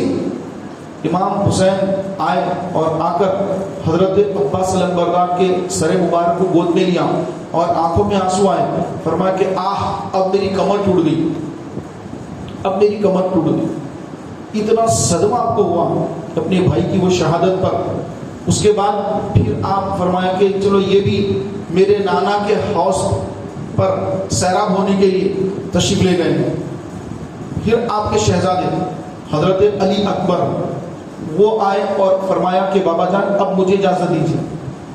ان کی عمر 18 سال، علی اکبر 18 سال کی عمر کے نوجوان ہیں، اور ان کا چہرہ نبی کریم صلی اللہ علیہ وسلم کے چہرے مبارکہ سے مشابہ ہے، اس لیے آپ کو ہم شکل مصطفیٰ کہا گیا، ہم شکل مصطفیٰ کہا گیا۔ تو آپ آ کی اجازت مانگے کہ اے بابا جان اب مجھے اجازت دیجیے کہ میں جاؤں گا اور مقابلہ کروں گا۔ تو امام حسین فرمایا، آنکھ میں آنسو آئے، فرمایا کہ بیٹا تجھے کیسے رخصت کروں، تجھے کیسے روانہ کروں۔ پھر آپ نے اجازت دے دی۔ حضرت علی اکبر تلوار لے کر گھوڑے پر سوار ہو کر میدان کربلا میں آئے اور آ کر اعلان کیا اپنا نام کا کہ میں علی اکبر بن حسین بن علی ہوں، کون ہے مجھ سے مقابلہ کرنے والا؟ پیارے بھائیو، سناٹا چھا گیا کہ حسین کا بیٹا آیا ہے، حسین کا بیٹا میدان میں ہے۔ تو لوگ پہلے دیکھ چکے کہ ان کا اور ایک بھائی تھا قاسم، اس کے مقابلے میں جو بھی گیا پلٹ کر واپس نہیں آیا، یہ حسین کا شہزادہ ہے، کون مقابلے کو جائے گا؟ سب ڈر رہے ہیں، اس میں ہمت نہیں ہے، اکیلے جا کے مقابلے کی ہمت نہیں ہے۔ تو آپ نے اعلان کیا کہ کون ہے مقابلے میں آنے والا، تو کسی نے آنے کی ہمت ہی نہیں کی۔ پھر ابن سعد نے ایک کو بھیجا، ایک پہلوان کو، وہ آپ کے مقابلے میں آیا۔ تو حضرت علی اکبر رضی اللہ تعالی عنہ نے اس کا مقابلہ کیا اور ایک ہی بار میں اس کو فنار کر دیا۔ جو بھی مقابلے میں آتا ایک ہی بار میں فنار ہو جاتا۔ یہ تسلسل چلتا رہا۔ پھر آپ پیاس سے بے چین ہو کر واپس آئے خیمے میں اور آ کر کہا کہ بابا جان بس اگر مجھے تھوڑا سا پانی مل جائے، تھوڑا سا پانی مل جائے، بہت شدت کی پیاس کے گلا سوکھا ہوا ہے، تھوڑا سا پانی مل جائے تو پھر میں یہ جتنے کوفی ہیں، جتنے یزیدی ہیں، ان سب کو یہیں پر ختم کر دوں گا، بس مجھے تھوڑا سا پانی مل جائے۔ تو امام نے اپنی انگوٹھی نکال کر اپنے شہزادے کو دی، تو اس کو آپ نے پیا، اس کو چوسا آپ نے، تھوڑی سی تسکین ہوئی، تھوڑی سی تسکین ہوئی، پھر آپ تشریف لے گئے اور اس کے بعد آپ جا کر یزیدی لشکر میں گھس کر اس طرح ان کے قتل عام کیا، اس قدر جو یزیدیوں تھے یزیدیوں کے سر اڑائے کہ یزیدی گھبرا کر جدھر حضرت علی اکبر کا گھوڑا دوڑتا وہاں سے یزیدی ہٹ کر دور بھاگتے، ادھر گھوڑا چڑھا ادھر یزیدی بھاگ رہے ہیں، دوڑا دوڑا کر ان کو مارا۔ اور جب ابن سعد نے دیکھا کہ یہ میری فوج ایسا کیوں ڈر کے بھاگ رہی ہے، تو کہا کہ اے کائر، جیسا ہوتا ہے نا کائر، اس کو ہندی میں کائر کہتے ہیں، تو اس کو اس وقت اس نے کہا کہ اے ڈرپوکو، اے ڈرنے والوں مت ڈرو اس طرح، یہ اکیلا ہے، پیاس سے جو ہے 3 دن سے پیاس سے بھوکا پیاسا ہے اور اس کے جسم پر اتنے زخم ہیں، تم اس سے ڈر کر بھاگ رہے ہو۔ اس کو ان کو شرم دلائی، رک جاؤ، بھاگو مت، بھاگ رہی یزیدی ڈر کر۔ علی اکبر کے سامنے کسی کی ہمت نہیں آنی۔ تو محترم بھائیوں، پھر ابن سعد ابن زیاد میدان کربلا میں موجود ہیں اور یزیدیوں کو جوش دلا رہے ہیں، جذبہ دلا رہے ہیں کہ ایک ہے، تم لوگ اتنے ہزاروں میں ہو، ایک سے مقابلہ کرنے بھاگ رہے ہو، ڈر رہے ہو۔ تو پھر لوگوں کو جمع کر کے کہا کہ اطراف سے گھیر کر علی اکبر کو شہید کرو۔ تو ان کو بھی اطراف سے گھیر کر یزیدیوں نے دور سے تیر چلا چلا کر ان کو زخمی کر دیا، نیزے پھینک پھینک کر ان کو زخمی کر دیا۔ آمنے سامنے کا جو مقابلہ ہوتا ہے تلوار سے، وہ تلوار کا مقابلے کی ہمت نہیں ہے، دور سے تیر مارنا، دور سے نیزہ پھینکنا، یہاں تک کہ آپ بہت زیادہ زخمی ہو گئے۔ اس کے بعد اب ایک ظالم آگے بڑھا اور آگے بڑھ کر آپ کے اوپر ایسا نیزہ مارا، اللہ اکبر، وہ نیزہ آر پار ہو گیا، آپ جامع شہادت نوش فرمائے، انا للہ و انا الیہ راجعون۔ پھر آپ دوسرے بھائی امام زین العابدین رضی اللہ تعالی عنہ سخت بیمار ہے, بہت زیادہ بخار ہے, جسم مبارک گرم ہے بخار کی وجہ سے, تو وہ لڑکھڑا رہے ہیں, کھڑانا نہیں آ رہا ہے. آدمی جب بخار میں ہوتا ہے تو بڑی تکلیف میں ہوتا ہے. تو آپ آئے اپنے بابا جان سے اجازت مانگی کہ بابا جان مجھے اجازت دیجیے کہ میں جاؤں گا اور جا کر ان کا مقابلہ کروں گا اور اپنے بھائی کے پاس پہنچوں گا. تو امام روئے, آنکھوں میں آنسو ہے, فرمایا کہ اے میرے بیٹے, یہ مشیت الہی کے خلاف ہے کہ تو ہرگز میدان میں نہیں جائے گا. تو واپس جا, اپنے بستر پر لیٹ جا, اور اللہ کی مشیت یہی ہے کہ تو شہید نہیں ہوگا. اپنے سینے سے لگایا. جتنے علوم نانا جان سے اور بابا جان سے آپ کو عطا ہوئے, وہ سارے علوم سینے سے سینہ لگا کر سارے علوم امام افضل العابدین رضی اللہ عنہ کو عطا فرما دی. اور اس کے بعد فرمایا کہ بیٹا جاؤ, جا کر بستر پر آرام کرو, جنگ کی تیاری مت کرو, جنگ کا قصد مت کرنا, تم آرام کرنا, اور میری شہادت کے بعد جتنی خواتین ہیں تم ان سب کے محرم ہوں گے, جنگ کا ارادہ مت کرنا. تو آپ واپس آئے اور اپنے بستر پر آپ لیٹ گئے. اور اس کے بعد امام حسین تیاری کرنے لگے. 10 محرم آ گئی, رات بھر عبادت گزری جو آج کی رات ہے. صبح 10 تاریخ ہے, اور 10 تاریخ کی جو رات ہے یہ ساری کی ساری رات امام حسین تلاوت میں ساری رات گزارتے ہیں. قرآن کی تلاوت کر رہے ہیں, نوافل پڑھ رہے ہیں, گھر میں خیمے میں خواتین ہیں. خواتین جب فجر کا وقت ہوا تو آپ نے نماز پڑھی فجر کی, اور اس کے بعد امام حسین اپنے خیمے میں آ کر گھر کی خواتین سے فرمایا کہ اب میں جا رہا ہوں, اور میری شہادت کے بعد کوئی بھی ماتم مت کرنا, کہ اسلام میں ماتم کرنا منع ہے, اور نوحہ مت کرنا. نوحہ یعنی جو شہید ہو جاتے ہیں, انتقال کر جاتے ہیں, تو ان کی خوبیاں جو ان میں ہے وہ, اور جو نہیں ہے وہ بھی بیان کر کر کے رونا, اس کو کہتے ہیں نوحہ کرنا. تو امام نے فرمایا اپنے گھر کی خواتین سے کہ میری شہادت کے بعد نوحہ مت کرنا, ماتم مت کرنا, کہ یہ اسلام میں منع ہے, اس کی اسلام میں اجازت نہیں ہے. پھر آپ ذوالفقار, جو حیدر کرار کی, جو ذوالفقار کی تلوار تھی, حیدر کرار کی, اپنے بابا جان کی, سب سے پہلے نانا جان کا امامہ اپنے سر مبارک پر رکھا, اور حضرت امیر حمزہ رضی اللہ تعالیٰ عنہ کی جو سپر ہوتی ہے جس سے حملہ روکا جاتا ہے, وہ سپر آپ نے ہاتھ میں لی, اور ذوالجناح گھوڑا وہ آپ نے لیا, اور اپنے بابا جان کی تلوار, حیدر کرار کی تلوار ذوالفقار, اس کا نام ہے ذوالفقار, ذوالفقار اپنے ہاتھ میں لی, اور گھوڑے پر سوار ہوئے, اور اپنے خواتین کو وصیت اور نصیحت فرمائی. اس کے بعد جانے لگے تو خواتین کی رونے کی آواز آنے لگی, اور چھوٹے سے شہزادے کی بھی رونے کی آواز آ رہی ہے. امام پلٹ کر آئے, اور آپ کے سب سے چھوٹے شہزادے جن کی عمر اس وقت سے 6 ماہ کی تھی, 6 ماہ کے, 6 ماہ کا بچہ دودھ پینے والا بچہ ہوتا ہے, تو امام حسین کے شہزادے علی اصغر کی عمر شریف 6 سال ہے, 6 ماہ ہے, 6 مہینے, 6 ماہ, 6 ماہ کی عمر ہے, شہزادہ رو رہا ہے. امام پلٹ کر آئے, اپنے گود میں لیا, لے کر خواتین سے فرمایا کہ یزیدیوں کی جنگ تو میرے ساتھ ہے, اس بچے کے ساتھ یزید کا کوئی جھگڑا نہیں. تو یہ اپنے گود میں لے کر علی اصغر رضی اللہ عنہ گود میں لے کر امام میدان میں آئے, اور آ کر کوفیوں سے مخاطب ہو کر فرمایا کہ اے یزیدیوں, اے کوفیوں, کہ یہ میرا بیٹا علی اصغر یہ پیاسا ہے, تم لوگ اس کو پانی پلا دو, تمہارا جھگڑا تو میرے ساتھ ہے, اس ننھے مسافر نے تمہارا کچھ نہیں بگاڑا, تم اس کو پانی پلا دو. میں وعدہ کرتا ہوں کہ تم میں سے جو کوئی میرے شہزادے کے پاس پانی پلائے گا تو کل نانا جان کے حوض کوثر سے میں اس کو سیراب کراؤں گا. لیکن کسی یزیدی کے دل میں رحم نہیں آیا. حسین کے 6 ماہ کے لخت جگر شہزادے کو, نواسہ رسول کو پانی پلانے کے لیے کوئی یزیدی تیار نہیں ہے.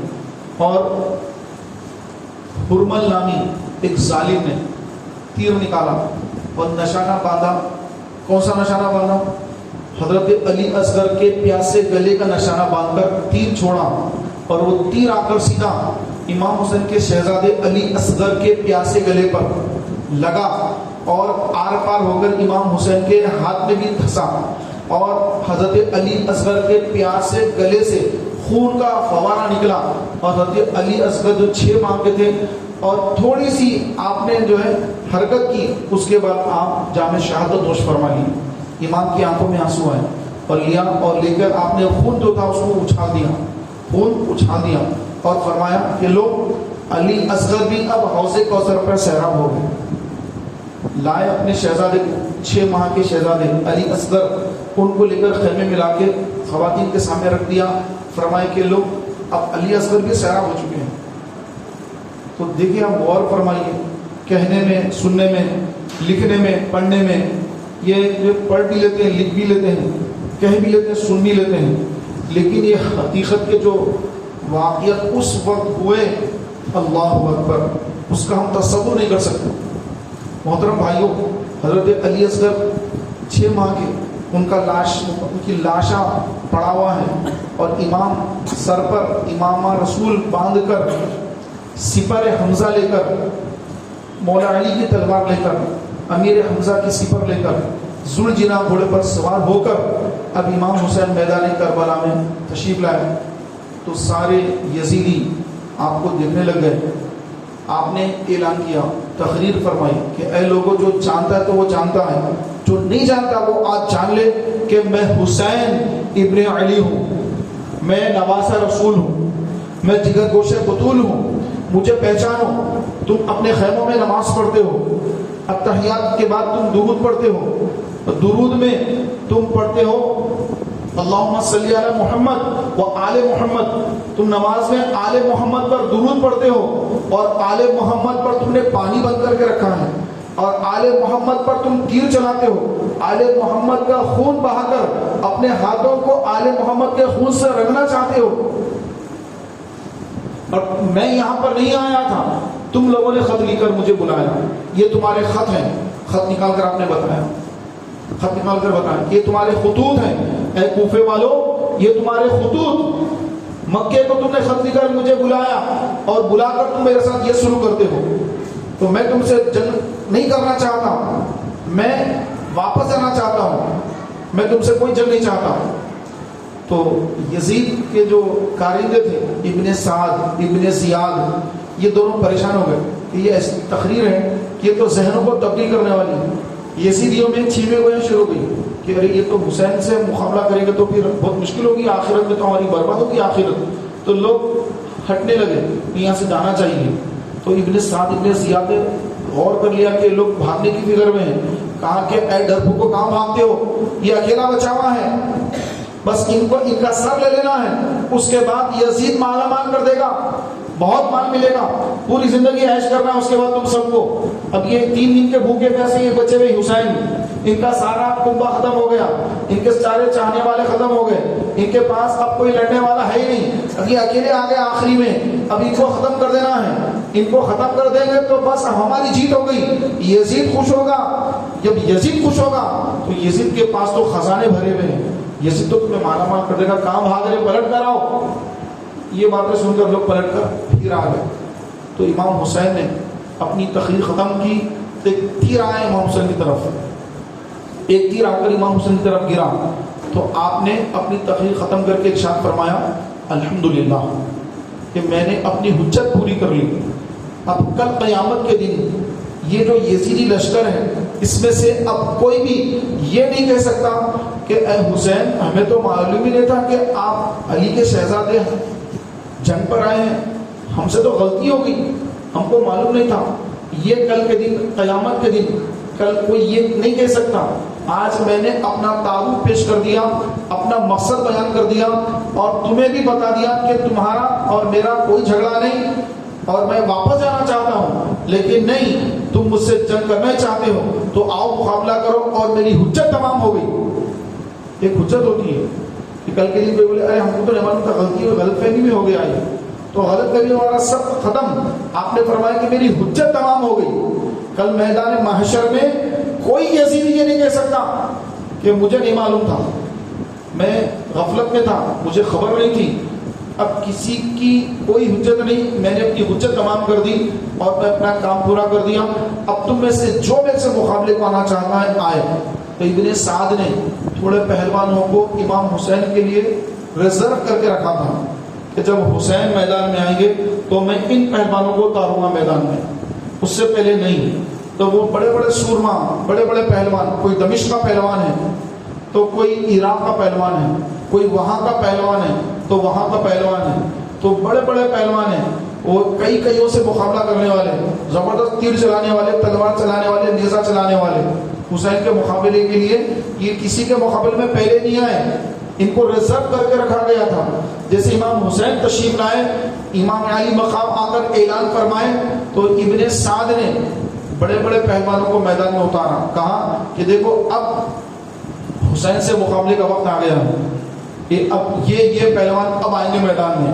تو بڑے بڑے پہلوان، بڑے بڑے سورما اترتے جا رہے ہیں میدان میں۔ امام علی مقام 3 دن سے بھوکے اور پیاسے ہیں، اور اتنا صدمہ، اتنا غم، اگر کسی کے گھر میں ایک میت ہو جائے تو آدمی کھانا نہیں بناتا ہے، گھر میں کھانا نہیں بنتا، آزو بازو والے پڑوسی حاضری کا کھانا بھیجتے ہیں، گھر میں خواتین سے کھانا نہیں بنایا جاتا ہے، چولہا نہیں سلگتا ہے، ایک کی موت ہو جائے پورا گھر، پورا خاندان غمزدہ ہو جاتا ہے۔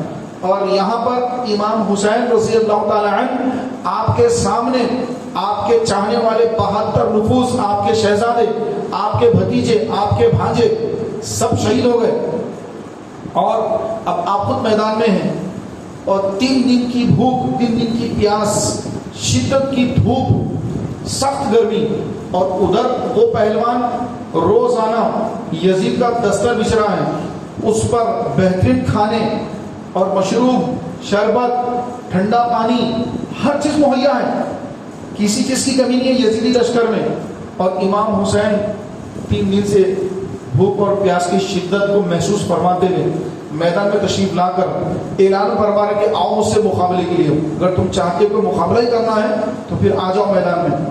تو محترم بھائیوں، اب ایک کے بعد ایک بڑے بڑے پہلوان مقابلے کے لیے آئے۔ جیسے ایک بڑا پہلوان آیا اور آ کر مقابلے کے لیے اپنی تلوار نکالی اور تلوار سے امام پر وار کیا، امام نے اس کے وار کو بچایا اور پلٹا کر ایک ہی اس کی وار کمر پر وار کیا تو کمر کے 2 ٹکڑے ہو گئے، آدھا دھڑ ادھر، آدھا دھڑ ادھر، اور تھوڑی دیر میں وہ ٹھنڈا ہو گیا۔ دوسرا پہلوان آیا، کیونکہ ابن سعد نے بہت پہلوانوں کو جمع کر کے رکھے۔ دوسرا پہلوان وہ اپنی کتہ بازی دکھا رہا ہے کہ میں تو یوں ہاتھی کی طرح چنگاڑتا ہوا، ایسا جو ہے جوش کے ساتھ آ رہا ہے کہ بس یہ تو ایسا آئے گا کہ آ کے جو امام کو شہیدی کر دے گا۔ وہ آیا مقابلے میں تو اس کا بھی آپ نے ایک ہی بار میں اس کا جو کام تمام فرما دیا۔ اس طرح بہت سارے پہلوان آئے اور آپ کے مدِ مقابل ہوئے، لیکن کسی کو کوئی کامیابی نصیب نہ ہوئی۔ تو امام نے فرمایا اب کوئی اور ہے تو آئے میدان میں۔ ابن سعد کے سارے پہلوان ختم ہو گئے، ایک بھی پہلوان باقی نہیں ہے جو امام کا مقابلہ کرنے کو جائے۔ سب ڈر رہے ہیں، گھبرا رہے ہیں، سب فوجی ہیں، سب ڈر رہے ہیں کہ امام سے کون مقابلہ کرے گا۔ اتنا بڑا پہلوان، یہ اتنا بڑا پہلوان، شام کا پہلوان تھا، یہ عراق کا پہلوان تھا، وہ وہاں کا تھا، یہ یہاں کا تھا، یہ کوفے کا تھا، یہ بصرہ کا تھا، وہاں کا تھا، سب فنار ہو گئے ہیں۔ تو امام نے فرمایا آؤ میرے مقابلے کے لیے، اس میں ہمت نہیں ہے۔ پھر امام جلال میں آ کر تلوار نکال کر آپ یزیدی لشکر میں آپ خود بنفس نفس لشکر میں گھس جاتے ہیں اور گھس کر یزیدیوں کے سر کاٹتے ہیں، ایک ہی وار کر رہے ہیں، وار میں ایک ایک 2 سر اڑتے نظر آ رہے ہیں۔ یہ کیفیت ہے، ادھر سے ان کو وصل جہنم کرتے ہوئے یہ کونے سے وہ کونے تک، پھر وہ کونے سے یہ کونے تک۔ یہ حال امام حسین کا میدان کربلا میں کہ یزیدیوں کے سر اڑتے نظر آ رہے ہیں، امام کا چلال ہے اور امام کی تلوار چلتی ہے، تو ایک ایک تلوار پر یزیدیوں کے سر آسمان پر اڑتے نظر آ رہے ہیں۔ یہ منظر دیکھ کر ابن سعد، ابن زیاد اور جو اس کے کارندے تھے سب گھبرا گئے۔ لیکن اگر حسین کا یہ حال رہا تو شام تک کوئی یزیدی بچ کر گھر کو نہیں جائے گا، ہماری عورتیں بیوہ ہو جائیں گی، ہمارے بچے یتیم ہو جائیں گے۔ تو اے یزیدیوں سب کے سب گھیر لو، حسین کو گھیر کر شہید کرو، ان کے سامنے کوئی جا نہیں سکتا، دور ہٹ جاؤ، دور ہٹ جاؤ، سب کے سب دور ہٹ جاؤ، دور سے گھیرا بنا کر گھیرے کو تنگ کرتے ہوئے لاؤ۔ تو سارے یزیدی دور ہٹ کر بڑا گھیرا بنا لیا، گھیرا بنا کر گھیرے کو تنگ کرتے جا رہے ہیں۔ ایک طرف سے کوئی نیزہ پھینکتا ہے، ایک طرف سے کوئی تیر چلاتا ہے، ادھر سے کوئی خنجر پھینکتا ہے۔ امام علی مقام رضی اللہ تعالی عنہ صبح سے فجر کی نماز کے بعد سے لے کر کے آپ جنگ فرماتے یہاں تک کہ جمعہ کا دن ہے، ظہر کا وقت ہو گیا، نماز جمعہ کا وقت ہو گیا، اور امام نے دیکھا کہ ظہر کا وقت ہو گیا ہے اور تیروں کی بوچھار ہے، تیر پہ تیر چل رہے ہیں، نیزے پھینکے جا رہے ہیں، تو آپ کے جسم مبارک پر تقریباً 72 زخم آ چکے، آپ کا گھوڑا ذوالجناح یہ زخموں سے چور چور ہے اور خون بہ رہا ہے ذوالجناح سے، گھوڑا جو ہے بہت زیادہ زخمی ہے۔ تو امام حسین رضی اللہ تعالیٰ عنہ ایک مقام پر آپ ٹھہر گئے، کیونکہ بہت زیادہ تیر لگے، بہت زیادہ جو ہے نیزوں کے زخم آپ کے جسم نازن پر آئے، گھوڑا آپ نے روک دیا، تو ایک نیزہ آ کر آپ کے پیشانی مبارک پر لگا، پیشانی پر، تو آپ کو غشی آئی، پھر آپ نے وہ چہرہ جو خون تھا وہ خون لے کے پورا چہرے پر آپ نے مل لیا، اور اس کے بعد آپ زمین پر تشریف لائے اور فرمایا کہ اس حال میں اپنے نانا جان کی بارگاہ میں جاؤں گا۔ میں اب میدان میں گھوڑے پر سے زمین پہ تشریف لائے، تو زمین پہ تشریف لاتے ہی سارے یزیدی بھاگ کر آ گئے، جس میں شمر بھی تھا، سب بھاگ کر آئے اور آ کر آپ کے پاس ٹھہر گئے، ننگی تلواریں ہاتھ میں ہیں، امام حسین زمین پہ تشریف فرما ہے۔ تو شمر جو تھا ام البنین کے خاندان کا ہی تھا، شمر آ کر سینے پہ بیٹھ گیا۔ امام نے فرمایا آنکھوں میں جو ہے خون ہے اور غشی تاری ہے، غشی کی کیفیت ہے۔ امام نے فرمایا کہ تو کون ہے، تیرا نام کیا ہے؟ اس نے کہا کہ میرا نام شمر ہے۔ آپ نے فرمایا اپنا سینہ کھول کے مجھے بتا، تو اس نے اپنا سینہ کھولا تو اس کے سینے پر سفید داغ دھبے تھے۔ امام نے وہ سفید داغ دھبے دیکھ کر فرمایا صدقہ جدی رسول اللہ، میرے نانا جان نے سچ فرمایا تھا کہ اے حسین تیرے قاتل کے سینے پر سفید داغ اور دھبے ہوں گے، اے شمر میں تیرے سینے پر وہی سفید داغ اور سفید دھبے دیکھ رہا ہوں۔ آپ نے فرمایا کہ میرے سینے سے ہٹ جا، کہ نانا جان کی امت جمعہ کی نماز پڑھ رہی ہے اور حسین نے ابھی تک نماز نہیں پڑھی، تو وہ سینے سے ہٹ گیا۔ امام اپنا سر مقدس سجدے کی حالت پر رکھ دیے، تو شمر ابن سنان اور 2-3 وہاں پر جو تھے اس میں سے سب آگے بڑھے، تو ایک کے ہاتھ کانپنے لگے کہ میں حسین کا سر کیسے کاٹوں، خنجر چھوڑ کر پیچھے ہٹ گیا۔ تو شمر جو تھا وہ ظالم آگے بڑھا، امام حسین سجدے کی حالت میں ہے، لہو لہان ہے، حالت سجدے میں اپنے رب کو سجدہ کر رہے ہیں، تو شمر آگے بڑھ کر امام علی مقام رضی اللہ تعالیٰ عنہ کے گلے مبارک پر اور گردن مبارک پر تیز خنجر پھرا کر سر مبارک کو جسم اقدس سے الگ کر دیا۔ انا للہ و انا الیہ راجعون، امام حسین کو اس نے شہید کر دیا، اور اس کے بعد سر لے لیا، سر مبارک لے لیا، سر مقدس ہاتھ میں لے لیا اور اس کو نیزے پہ چڑھا دیا، اور فوج کو حکم دیا کہ سب امام حسین کے جسم مبارک پر گھوڑا دوڑا دے۔ تو یزیدی فوج امام حسین کے سر مبارک جسم مبارک پر گھوڑے دوڑا کر زخمی اور لہو لہان کر دیا، سارا جسم کی جو مبارک ہڈیاں تھیں ان پر گھوڑے چلا کر جسم مبارک کو اس قدر تکلیف پہنچائی، اور اس کے بعد نیزوں پر سر مبارک کو رکھ دیا، اور جتنے شہداء تھے تمام شہداء کے سروں کو جسموں سے جدا کر کے سارے کے سارے جو ہاشمی گھرانے کے نوجوان تھے سب کے سروں کو جسموں سے کاٹ کر نیزے پہ لگا کر نیزے کو بلند کر دیا۔ تو اس پر ایک شعر لکھا اعلیٰ حضرت کے بھائی جان نے، سر شیطان محبت کے نیزوں پر بلند، سر شیطان محبت کے نیزوں پر بلند، اور اونچی خدا نے قد روشن اور اونچی خدا نے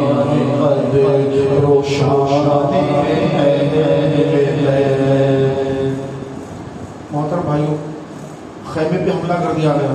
خیمے میں امام حسین کے خیمے میں جتنا مال تھا، جو کچھ تھا، سارا مال یزیدیوں نے لوٹ لیا. خواتین کے پاس جو کچھ تھا اس کو بھی لوٹ لیا.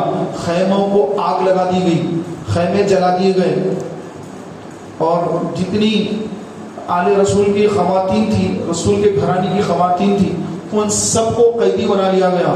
اور قیدی بنا کر ان کو اونٹوں پر سوار کر کے ان کو کوفہ لایا گیا، اور کوفہ میں رکھ کر پھر کچھ دن کے بعد ان کو دمشق، جہاں پر یزید تھا، دمشق میں یزید کا بہت بڑا قلعہ ہے، دربار ہے اس کے دربار میں بھیج دیا گیا. سر حسین اور حسین کے گھر کی خواتین کو استغفر اللہ نعوذ باللہ قیدی بنا کر، ان کو قیدی بنانا، اللہ اکبر، قیدی بنا کر بھیجا گیا. اور اس کے بعد یزید کے دربار میں سر حسین کو لایا گیا. تو یزید سیاسی آدمی بھی تھا، اس نے دیکھ لیا کہ حسین کی شہادت کے بعد لوگ میرے خلاف ہو جائیں گے، تو اس نے ایک سیاسی چال چلی اور لوگوں سے کہا کہ اے لوگوں، تم نے حسین کو کیوں شہید کر دیا؟ میں تو زندہ لانے کو کہا تھا، تم نے کیوں شہید کر دیا؟ جبکہ اسی نے کہا تھا کہ جو حسین کا سر لائے گا تو میں اتنا دوں گا، اتنا دوں گا. تو شمر اسی لالچ میں امام حسین کے سر مبارک کو لایا تھا. جب اس نے دیکھا کہ یزید کے تیور بدل گئے ہیں، شمر بھاگ گیا ڈر کر کہ کہیں یزید مجھے قتل نہ کرا دے. یہ تو پہلے کہا تھا کہ انعام دوں گا، فلاں دوں گا، لیکن جب سر حسین کو دیکھا، عوام کا مزاج دیکھا، تو اس کے تیور بدل گئے ہیں، تو یہ کہ مجھے قتل نہ کر دے. وہ نکل کر بھاگ گیا، اور جتنے اس کے ساتھ تھے سب ادھر ادھر بھاگنے لگے. محترم بھائیوں، یزید کی بیوی بڑی چالاک تھی. اس نے دیکھا کہ یزید پر اب کوئی مشکل نہ آ جائے، لوگ ناراض ہو کر بغاوت نہ کر دیں، تو اس نے وہاں پہ عورتوں کو جمع کر لیا اپنے محل کے کمرے میں، اور وہاں سے شور اٹھا، ہائے کہ یہ کیا کر دیا تم لوگوں نے، ہائے ہائے ہائے ہائے. یہ ماتم جو شروع ہوا یہ یزید کے گھرانے سے شروع ہوا، اور شروع کرنے والی اس کی بیوی تھی. لوگوں کو جو ہے یہ ظاہر کرے کہ ہم تو نہیں چاہتے تھے، لیکن اس نے کیا. ابن سعد نے جلدی مچائی، ابن زیاد نے کر دیا، اس نے کر دیا، اپنے اوپر سے ہٹا کر دوسروں کے نام پر ڈالنے کے لیے یہ سازش یزید کے گھر میں چلی گئی کہ ہم نے جو ہے اسے ان کو قتل نہیں کیا. لیکن محترم بھائیوں، پوری دنیا جانتی ہے کہ یزید کے کہنے پر ہی ابن سعد، ابن زیاد اور دیگر جتنے اس کے کارندے اور جتنے اس کے سپہ سالار تھے، سب کے سب اس کو خوش کرنے، اس کو راضی کرنے، اس سے مال لینے کے لیے امام حسین کو نعوذ باللہ انہوں نے شہید کر دیا. تو حضرت علی اوسط، جن کا لقب امام زین العابدین ہے، تو امام زین العابدین بیمار کربلا، وہ خواتین کے محرم ہیں. تو یزید نے حضرت امام زین العابدین کو بلایا اور بلا کر کہا کہ دیکھو شہزادے، کہ تمہارے والد کا معاملہ ڈائریکٹ میرے ساتھ ہوتا تو میں ان کو قتل نہیں کراتا، جو بھی معاملہ نپٹا لیتا، لیکن ابن سعد نے غلطی کر دی، یہ ابن زیاد نے کر دیا، تو جو بھی ہو گیا سو ہو گیا. اب آپ جو ہے مدینہ تشریف لے جائیے. میں خواتین کو سب کو مدینہ بھیجنا چاہتا ہوں، آپ لوگ مدینہ تشریف لے جائیے، اور اگر آپ کو کچھ کہنا ہے تو کہیے، آپ کی بات میں پوری کروں گا، آپ کی بات مانوں گا، آپ کی بات کو پوری کروں گا. آپ بولیے، اگر آپ کچھ کہنا چاہتے ہیں تو کہیے، آپ کی بات مانوں گا. تو علی اوسط امام عبداللہ عابدین نے فرمایا کہ اے یزید، مجھے تجھ پر کوئی بھروسہ نہیں. تو آپ اس نے کہا کہ اے شہزادے، آپ بول کے تو دیکھیے. تو انہوں نے فرمایا میری 3 باتیں مان. پہلی بات یہ کہ میرے والد حسین، ان کا جو قاتل ہے اس کو میرے حوالے کر تاکہ میں اس کا سر کاٹوں، اس کا بدلہ لوں.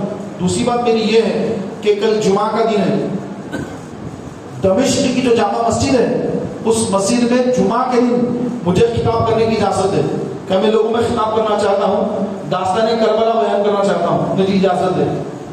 پھر تیسرا آپ نے فرمایا کہ مجھے اجازت ہے کہ میں پوری گھر کی خواتین کو لے کر مدینہ منورہ پہنچوں، نانا جان کی بارگاہ میں جاؤں. تو پھر یزید نے کہا ٹھیک ہے، میں تمہاری 3 باتوں کو منظور کرتا ہوں. پھر اس نے مجمع کی طرف منہ کر کے کہا کہ ہاں بھائی، کس نے حسین کو قتل کیا؟ جس نے حسین کو قتل کیا اس کو لایا جائے. کون آئے گا؟ شیمر تو بھاگ گیا، سب ادھر ادھر دیکھنے لگے، بگڑے جھانکنے لگے. یزید نے کہا کہ دیکھو علی اوسط، امام زین العابدین کہ حسین کے قاتل کا معاملہ چھوڑ دیجیے، آپ کی 2 باتیں منظور کرتا ہوں، کل جمعے کے دن آپ خطاب کیجیے اور اس کے بعد اگر آپ مدینہ جانا چاہتے ہیں تو آپ عزت کے ساتھ مدینہ منورہ بھیج دیا جائے گا۔ اور وہاں پر امام حسین کا سر مبارک ہے، اور یزید بدترین آدمی، بے ادب، بد اخلاق، ہاتھ میں چھڑی ہے، امام حسین کے سر مبارک جو لبھہ مبارکہ ہے وہ لبھہ مبارکہ کو اپنی ناپاک چھڑی لگا رہا ہے۔ تو وہاں پہ ایک صحابی تھے جو ضعیف تھے،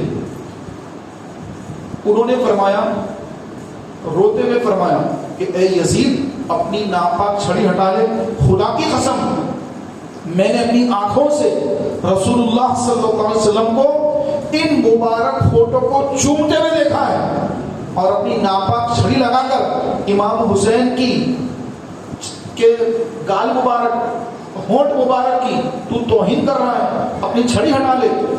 آپ جلال میں آ کر فرمائے تو یزید ان کی طرف دیکھا اور دیکھ کر کہا کہ اگر تو صحابی نہیں ہوتا تو ایسی گستاخی کرنے پر میں تجھے قتل کر دیتا ہوں۔ تو صحابی کھڑے ہو کر فرمائے کہ واہ، تجھے بڑا صحابیت کا خیال ہے، تو نے نواسہ رسول کو شہید کیا، نواسہ رسول کو تو شہید کر دیا، اب صحابی کی تعظیم کی بات کرتا ہے۔ یہ فرما کر آپ اس کے دربار سے اٹھ کے چلے گئے۔ اور بھی اس طرح کے کئی واقعات اس کے دربار میں ہوئے۔ اس کے بعد جمعہ کے دن جب امام زین العابدین رضی اللہ تعالیٰ عنہ دمشق کی جامع مسجد میں منبر پر کھڑے ہو کر بیان شروع کیا، مسجد بھری، مجمع بھرا ہوا ہے، ہزاروں سینکڑوں ہزاروں کا مجمع ہے، سب سننا چاہتے ہیں کہ کربلا میں کیا ہوا۔ یہ دمشق ہے، دمشق نہیں ہے، اب سب چاہتے ہیں کہ ہمیں کربلا کی حالت معلوم ہو اور شہزادے حسین کی زبانی معلوم ہو۔ مجمع لگ گیا۔ اب امام زین العابدین رضی اللہ تعالیٰ عنہ منبر پر تشریف فرما ہوئے اور خطبہ شروع کیا۔ جب آپ نے بیان فرمایا، فصاحت اور بلاغت یہ تو اس گھرانے کی کنیزیں ہیں، وہ فصاحت وہ بلاغت کے ساتھ آپ نے جب بیان شروع فرمایا، خطاب شروع فرمایا کہ پہلے رسول اللہ صلی اللہ علیہ وسلم کی تعریف بیان کی، اللہ کی حمد بیان کی، رسول اللہ کی تعریف بیان کی، پھر اپنے دادا جان مولا علی کی شان بیان کی، پھر امام حسین کی شان بیان کی کہ اللہ نے امام حسین کو کیا مقام اور کیا مرتبہ دیا، سیدہ فاطمہ زہرا کی جو بلندیاں ہیں وہ بیان کی۔ اس کے بعد امام حسین کے تعلق سے اپنے بابا جان کے تعلق سے بیان فرمایا، اور پھر مدینہ منورہ سے لے کر مکہ مکرمہ سے لے کر میدان کربلا آنے تک کیا کیا حالات ہوئے وہ سارے حالات اپنے بیان کر دیے۔ تو لوگوں کی یہ حالت ہو گئی، رو رو کے مسجد کے اندر چیخوں کی آوازیں شروع ہو گئی، لوگ دھاڑے مار مار کے رو رہے ہیں، لوگوں کے اندر غم و غصہ کی لہر دوڑ گئی کہ یہ کیا کر دیا یزید نے یہ کیا کر دیا، ابن صاحب نے یہ کیا کر دیا۔ تو یزید گھبرا گیا، لیکن اگر یہ حال رہا پوری مسجد میرے خلاف ہو جائے گی، پورے شہر میں دمشق میں میرے خلاف بغاوت ہو جائے گی۔ تو اس نے مؤذن سے کہا کہ اذان کہے، اذان کہے، یہ تقریر بند کرو، یہ تقریر بند کرو، اذان کرو، اذان کرو۔ تو پیارے بھائیوں، اب اذان کے لیے مؤذن ٹھہر گیا، تو امام زین العابدین نے مجھے تقریر روک دی کہ اذان شروع کر دی مؤذن نے۔ تو جب اشہد ان محمد رسول اللہ پر مؤذن پہنچا تو امام زین العابدین رضی اللہ عنہ نے اس مؤذن سے کہا کہ اے مؤذن، اسی نام کا واسطہ، تجھے ابھی جو کہا محمد رسول اللہ، اسی نام کا واسطہ رک جا، مجھے اپنی تقریر مکمل کرنے دے۔ تو مؤذن کام گیا، آدھی اذان کہہ کر رک گیا۔ تو پھر امام نے اپنی تقریر جاری رکھی، امام زین العابدین نے اپنی تقریر جاری رکھی اور ایسی تقریر فرمائی اور ایسا خطاب اور ایسا آپ نے تاریخی بیان فرمایا کہ وہ بیان سن کر جتنے لوگ آئے تھے سب کے سب کی آنکھوں میں آنسو، لوگ چیخیں مار مار کر رو رہے ہیں، اپنے کپڑے پھاڑ رہے ہیں کہ یہ کیا ہو گیا، یہ کیا ہو گیا، یزید نے کیا کر دیا، یزید نے کیا کر دیا۔ پھر یزید نے جب دیکھا کہ حالات بہت خراب ہو رہے ہیں، فوراً اس نے امام کو مؤذن کو کہا کہ جلدی نماز شروع کرو، سب ختم کرو، نماز شروع کرو۔ تو مؤذن آگے بڑھ کر وہاں پر اقامت میں شروع کر دیا، امام آگے بڑھا، نماز پڑھائی، اور اس کے بعد لوگوں میں یزید کے خلاف غم اور غصہ بھر گیا سینوں کے اندر۔ تو یزید اب اس کے ہاتھوں تو طاقت ہے، اب کوئی اور حسین تو ہے نہیں، اس کا ڈر اس کو کسی کا بھی نہیں ہے. حسین سے ڈر تھا اس کو اور کسی کا ڈر نہیں تھا کیونکہ اس کے پاس فوج طاقت ہے. دوسرے دن امام زین العابدین کو بلا کر کہا کہ اے شہزادے آپ کو میں مدینہ بھیجنا چاہتا ہوں, آپ مدینہ تشریف لے جائیے. ساری گھروں کی خواتین کو, امام حسین کی گھر کی ساری خواتین کو عزت کے ساتھ گھوڑوں پر اونٹوں پر بٹھا کر امام زین العابدین کو ان کا محرم بنا کر یزید نے امام حسین کے اس لٹے ہوئے قافلے کو دمشق سے مدینہ منورہ روانہ کر دیا. مدینہ منورہ جب یہ قافلہ پہنچا تو امام زین العابدین رضی اللہ عنہ میدان کربلا میں بھی آپ نہیں روئے. بھائی شہید ہو رہے ہیں, چچا صاحب بھائی شہید ہو رہے ہیں, خالہ صاحب ماموں صاحب بھائی شہید ہو رہے ہیں, خود بابا جان شہید ہو گئے, امام حسین شہید ہو گئے, لیکن امام زین العابدین رضی اللہ عنہ اپنے آپ کو مضبوط کرے ہوئے آنکھوں میں آنسو نہیں دے رہے ہیں کہ میں روؤں گا نہیں. لیکن مدینہ پہنچے, مدینہ پہنچنے کے بعد جیسے حضور صلی اللہ علیہ وسلم کے روضہ انور پر قبر مبارک پر جب پہنچے تو اپنے پر قابو نہیں رکھ پائے اور زار و خیکار ہونا شروع کر دیا. روتے ہوئے رسول پاک علیہ السلام کی قبر انور سے چمٹ کر سلام پیش کرنے کے بعد سارے واقعات اپنے نانا جان کی بارگاہ میں رو کر سب کو سنانا شروع کر دیا. مدینے میں کوہرام مچ گیا کہ یہ کیا ہو گیا, یہ کیا ہو گیا, یہ کیا ہو گیا کہ امام حسین کو شہید کر دیا گیا. یزید کو بھی خبر مل گئی کہ قافلہ پہنچ گیا ہے. چند دن بعد یزید نے اب اپنی فوج کو حکم دیا جاؤ مدینے پہ چڑھائی کر دو, مدینے پہ جا کر قتل عام کرو وہاں کے لوگوں کا. تو پھر مدینے کو یزید کی فوج آ گئی. پہلے کربلا میں امام حسین کو شہید کیا یزید نے اور پھر حکم دیا کہ مدینے میں جا کے قتل و غارت گیری کرو. اب مدینہ, وہ مدینہ کے امام حضرت عثمان غنی رضی اللہ تعالی عنہ اپنی شہادت کو آپ نے کرا لیا, لیکن مدینے میں جنگ و جدل نہ ہو, مدینے میں جنگ نہ ہو, رسول اللہ کا شہر ہے. تو عثمان غنی نے اپنے دور میں جنگ ہونے نہیں دیا, مدینے کا ادب کیا, احترام کیا, خود شہید ہو گئے. لیکن یزید فوج کو بھیجنا ہے. یزید کی فوج آ گئی, مدینے کو گھیر لیا گیا اور 700 صحابہ کرام کو شہید کر دیا گیا. بولیے کتنے صحابہ کو؟ 700 صحابہ شہید کر دیا گیا. اور مسجد نبوی شریف کے اندر گھوڑے باندھ دیے گئے. فوج آ کر مسجد نبوی شریف میں گھوڑے باندھی اور گھروں کو توڑ کر, گھروں میں گھس کر یزیدی فوج مسلمان بچیوں کے ساتھ عصمت دری کرتی. 10,000 بچیوں کے ساتھ زیادتیاں کی گئی, ظلم کیا گیا. چھوٹے بچے, دودھ پیتے بچوں کو تک یزید کی فوج نے بخشا نہیں, ان کو بھی شہید کر دیا. 3 دن تک, اس کو کہتے ہیں ایام حرہ. بولیے کیا کہتے ہیں؟ ایام حرہ. حر کے معنی ہوتے آزاد. تو 3 دن کی اس نے اپنی فوج کو آزادی دے دی, ایام حرہ کہا گیا.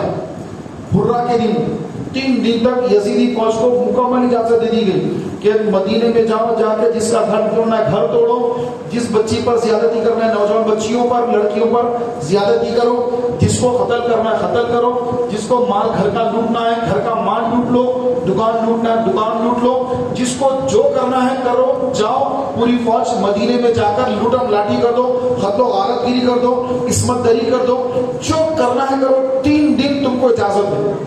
تو یزید کی فوج 3 دن تک مدینے میں مسجد نبوی شریف کے اندر اپنے گھوڑے باندھ کر پورے اہلیان مدینہ پر ظلم و ستم کے پہاڑ توڑے اور لہو لہان کر دیا. ایک صحابی وہ اپنے آپ کو دیوانہ ظاہر کر کے وہ وہیں پر بیٹھ گئے مسجد نبوی شریف میں, اور اطراف فوجی ہیں پورے. تو ایک فوجی ان کے پاس بھی آ کر کو پکڑ لیا اور دیکھا کہ یہ تو شاید دیوانے دکھ رہے ہیں, چھوڑ دیا. تو وہ صحابی فرماتے ہیں کہ منبر رسول کے پاس لا کر یزیدیوں نے اپنے گھوڑے باندھ دیے تو ان کے گھوڑوں کا پیشاب وہاں پر گرنے لگا. لید یعنی جو مہنگی والوں کی لید ہوتی ہے, ان کی گندگی, گھوڑوں کی گندگی, وہ سب مسجد نبوی شریف میں بکھر گئی جہاں پہ صحابہ نماز پڑھتے. رسول پاک علیہ السلام کا جہاں پر منبر تھا, مصلی تھا, وہاں پر بھی نعوذ باللہ یزید کی فوج نے گندگی کر دی. 3 دن تک وہ صحابی رسول فرماتے ہیں کہ 3 دن تک مسجد نبوی شریف میں نہ اذان ہوئی، نہ اقامت ہوئی، نہ جماعت ہوئی. 3 دن تک نہ فجر، نہ ظہر، نہ عصر، نہ مغرب، شام. 3 دن تک 15 نمازیں مسجد نبوی شریف میں ادا نہیں ہوئی اور کوئی نماز پڑھنے والا نہیں. فوج پھر رہی ہے مسجد کے اندر، پورے مدینے میں فوج پھر رہی ہے، ان کے ہاتھوں میں تلوار ہے. یوں سمجھ لیں آپ جیسے دہشت گرد ہوتے ہیں اور دہشت گرد گھس کر کسی شہر میں لوٹ مار مچاتے ہیں. تو یزید کے دہشت گرد رسول کے مدینے میں آ کر دہشت گردی کر رہے ہیں اور قتل عام کر رہے ہیں. ایک چھوٹا سا بچہ جو ابھی 2-3 دن ہوئے اس کو پیدا ہو کر، تو ماں دودھ پلا رہی ہے، تو ایک یزیدی سپاہی وہ بچے کو چھین لیتا ہے. ماں رو رہی ہے کہ میرا بچہ 3 دن کا بچہ، میرا بچہ میرے حوالے کر دو، میرا بچہ میرے حوالے کر دو. تو اس ظالم نے وہ 3 دن کے بچے کو اٹھا کر دیوار پر دے مارا، اس کا سر پھٹ گیا، بھیجا باہر آ گیا. تو سپاہی نے کہا کہ تو خیر منا، پھر تو زندہ ہے، تجھے زندہ چھوڑ کے جا رہا ہوں. یہ کہہ کر وہ فوجی چلا گیا وہاں سے. تو 3 دن کے بچے کو دیوار پہ مار کر اس کا سر پھٹنے کے بعد بھیجا باہر گر گیا بچے کا. 3 دن کے بچے کا کتنا سر، کتنا بھیجا، اور اس کی ماں دودھ پلا رہی ہے، چھین کر ان لوگوں نے یہ کام کیا. کسی کو رحم نہیں آیا. وہ صحابی فرماتے ہیں کہ میں 3 دن تک وہاں منبر کے پاس پڑا رہا، اپنے کپڑے پھاڑ کر دیوانوں کی طرح میں پڑا رہا، اور جب اذان کا وقت ہوتا، نماز کا وقت ہوتا، رسول پاک صلی اللہ علیہ وسلم کے روضے انور سے، قبر انور سے اذان کی آواز آتی، اور رسول پاک اپنی قبر میں نماز ادا فرماتے، نماز کی آواز بھی سنتا ہوں. جو لوگ کہتے ہیں کہ حضور مر کر مٹی میں مل گئے، معاذ اللہ، تو میرے امام نے فرمایا کہ تو زندہ ہے واللہ، تو زندہ ہے واللہ، میرے چشم عالم سے چھپ جانے والے. رسول پاک علیہ السلام اپنی قبر انور میں زندہ ہیں، اذان دے رہے ہیں، قبر انور میں نماز بھی ادا فرما رہے ہیں. اس کے بعد یہ فوج 3 دن تک مدینے میں خط و غارت گیری کرنے کے بعد یزید کا آرڈر آ گیا کہ مدینہ چھوڑ دو، مکے میں جا کے حملہ کر دو، مکے میں جا کر تباہی مچا دو. وہاں پر عبداللہ بن زبیر، یہاں پر امام حسین تھے، وہاں پہ مکے میں عبداللہ بن زبیر تھے. تو عبداللہ بن زبیر مکے میں فوج لے کر ٹھہرے ہوئے ہیں.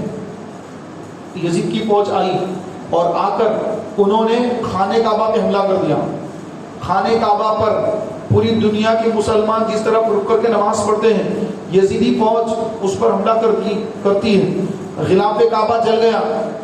حضرت اسماعیل علیہ السلام کے فدیے میں اللہ تعالیٰ نے جبریل علیہ السلام کے ذریعے جو دمبا بھیجا تھا، اس دمبے کے 2 سینگ تھے، وہ سینگ بھی اس زمانے میں خانہ کعبہ میں لگائے گئے تھے. غلاف کعبہ جب جلا تو وہ جنت کے دمبے کے 2 سینگ تھے، وہ سینگ بھی جل گئے. لوگ اس کی اس زمانے میں زیارت کرتے تھے. یزید کی فوج نے غلاف کعبہ کو جلایا، سینگ بھی جل گئے، اور خانہ کعبہ پر پتھروں سے حملہ کیا گیا. میخیں لگائی گئی، منجریخیں لگا کر کعبۃ اللہ شریف پر حملہ ہوا، اور یزید کی فوج عبداللہ بن زبیر کی فوج سے مدبھڑ ہو گئی. زبردست مقابلہ ہوا، کئی دن تک مقابلہ چلتا رہا، اور مقابلے کے دوران خبر آئی دمشق سے کہ یزید مر گیا ہے. یزید مر گیا. 2 سال کچھ مہینے اس کی حکومت رہی. یہ فوج کو خبر ملی کہ یزید دمشق میں مر گیا. تو فوج نے دیکھا کہ ہم جس کے لیے لڑ رہے تھے وہی مر گیا، تو اب لڑ کے کیا پہنا. فوج پیچھے ہٹ گئی، فوج پیچھے ہٹ گئی، مکہ چھوڑ دیا اور دمشق پہنچ گئے. اور جا کر جب دیکھا وہاں پہ حالات، تو یہ تو مر گیا. اس کے بیٹے کو جو ہے پھر بادشاہ بنا دیا گیا. بیٹا جب کرسی پر بیٹھا اور بیٹھ کر کہا، اپنا پہلا خطبہ دیا، یزید کا بیٹا بیٹھ کر کہنے لگا کہ یہ وہ تخت، یہ وہ جو ہے کرسی ہے جو نواسہ رسول کا خون بہا کر میرے باپ نے حاصل کیا. تو میں ایسی کرسی کو بالکل پسند نہیں کرتا جو نواسہ رسول سے خون سے رنگی بھی ہو. ایسی کرسی مجھے نہیں چاہیے. جس کو چاہیے وہ آئے اور یہ یہاں دمشق میں بادشاہ بن جائے، جو بننا ہے بن جائے. مجھے میرے باپ کا کچھ نہیں چاہیے. میں جا رہا ہوں مسجد. وہ سیدھا سب کچھ چھوڑ دیا، اور نوجوان تھا، سب کو چھوڑ کر وہ سیدھے اللہ کی بارگاہ میں توبہ کرنے کے لیے چلا گیا کہ اے اللہ میں یزید کا بیٹا ہوں، لیکن میں یزید کی طرح نہیں ہوں، مجھے یزید کی طرح لالچ نہیں، مجھے حکومت کا کوئی لالچ نہیں۔ اس کے بعد پیارے محترم بھائیوں، یزید کے مرنے کے بعد اب پھر بنو امیہ کے لوگ فلاں لوگ سب آگے بڑھ کر پھر اپنا نیا بنا لیے، اور امام علی مقام رضی اللہ تعالیٰ عنہ کے سر مبارک کے بارے میں فرمایا گیا کہ سر مبارک کو مدینے لایا گیا۔ ایک روایت میں لکھا ہے کہ وہیں دمشق میں آپ کے سر مبارک کو جو ہے دفن کیا گیا، تدفین عمل میں لائی گئی۔ ایک روایت میں لکھا کہ مصر میں وہاں پہ تدفین ہوئی۔ ایک روایت میں یہ بھی کہ کربلا کے میدان میں امام زین العابدین آئے اور آ کر سر مبارک کو جس میں مبارک سے ملا کر کربلا کے میدان میں پھر ان کی تدفین عمل میں لائی گئی۔ یہ 3 روایتیں ہیں، ایک مصر کی روایت ہے، ایک کربلا کی روایت ہے، اور ایک مدینہ منورہ کی روایت ہے۔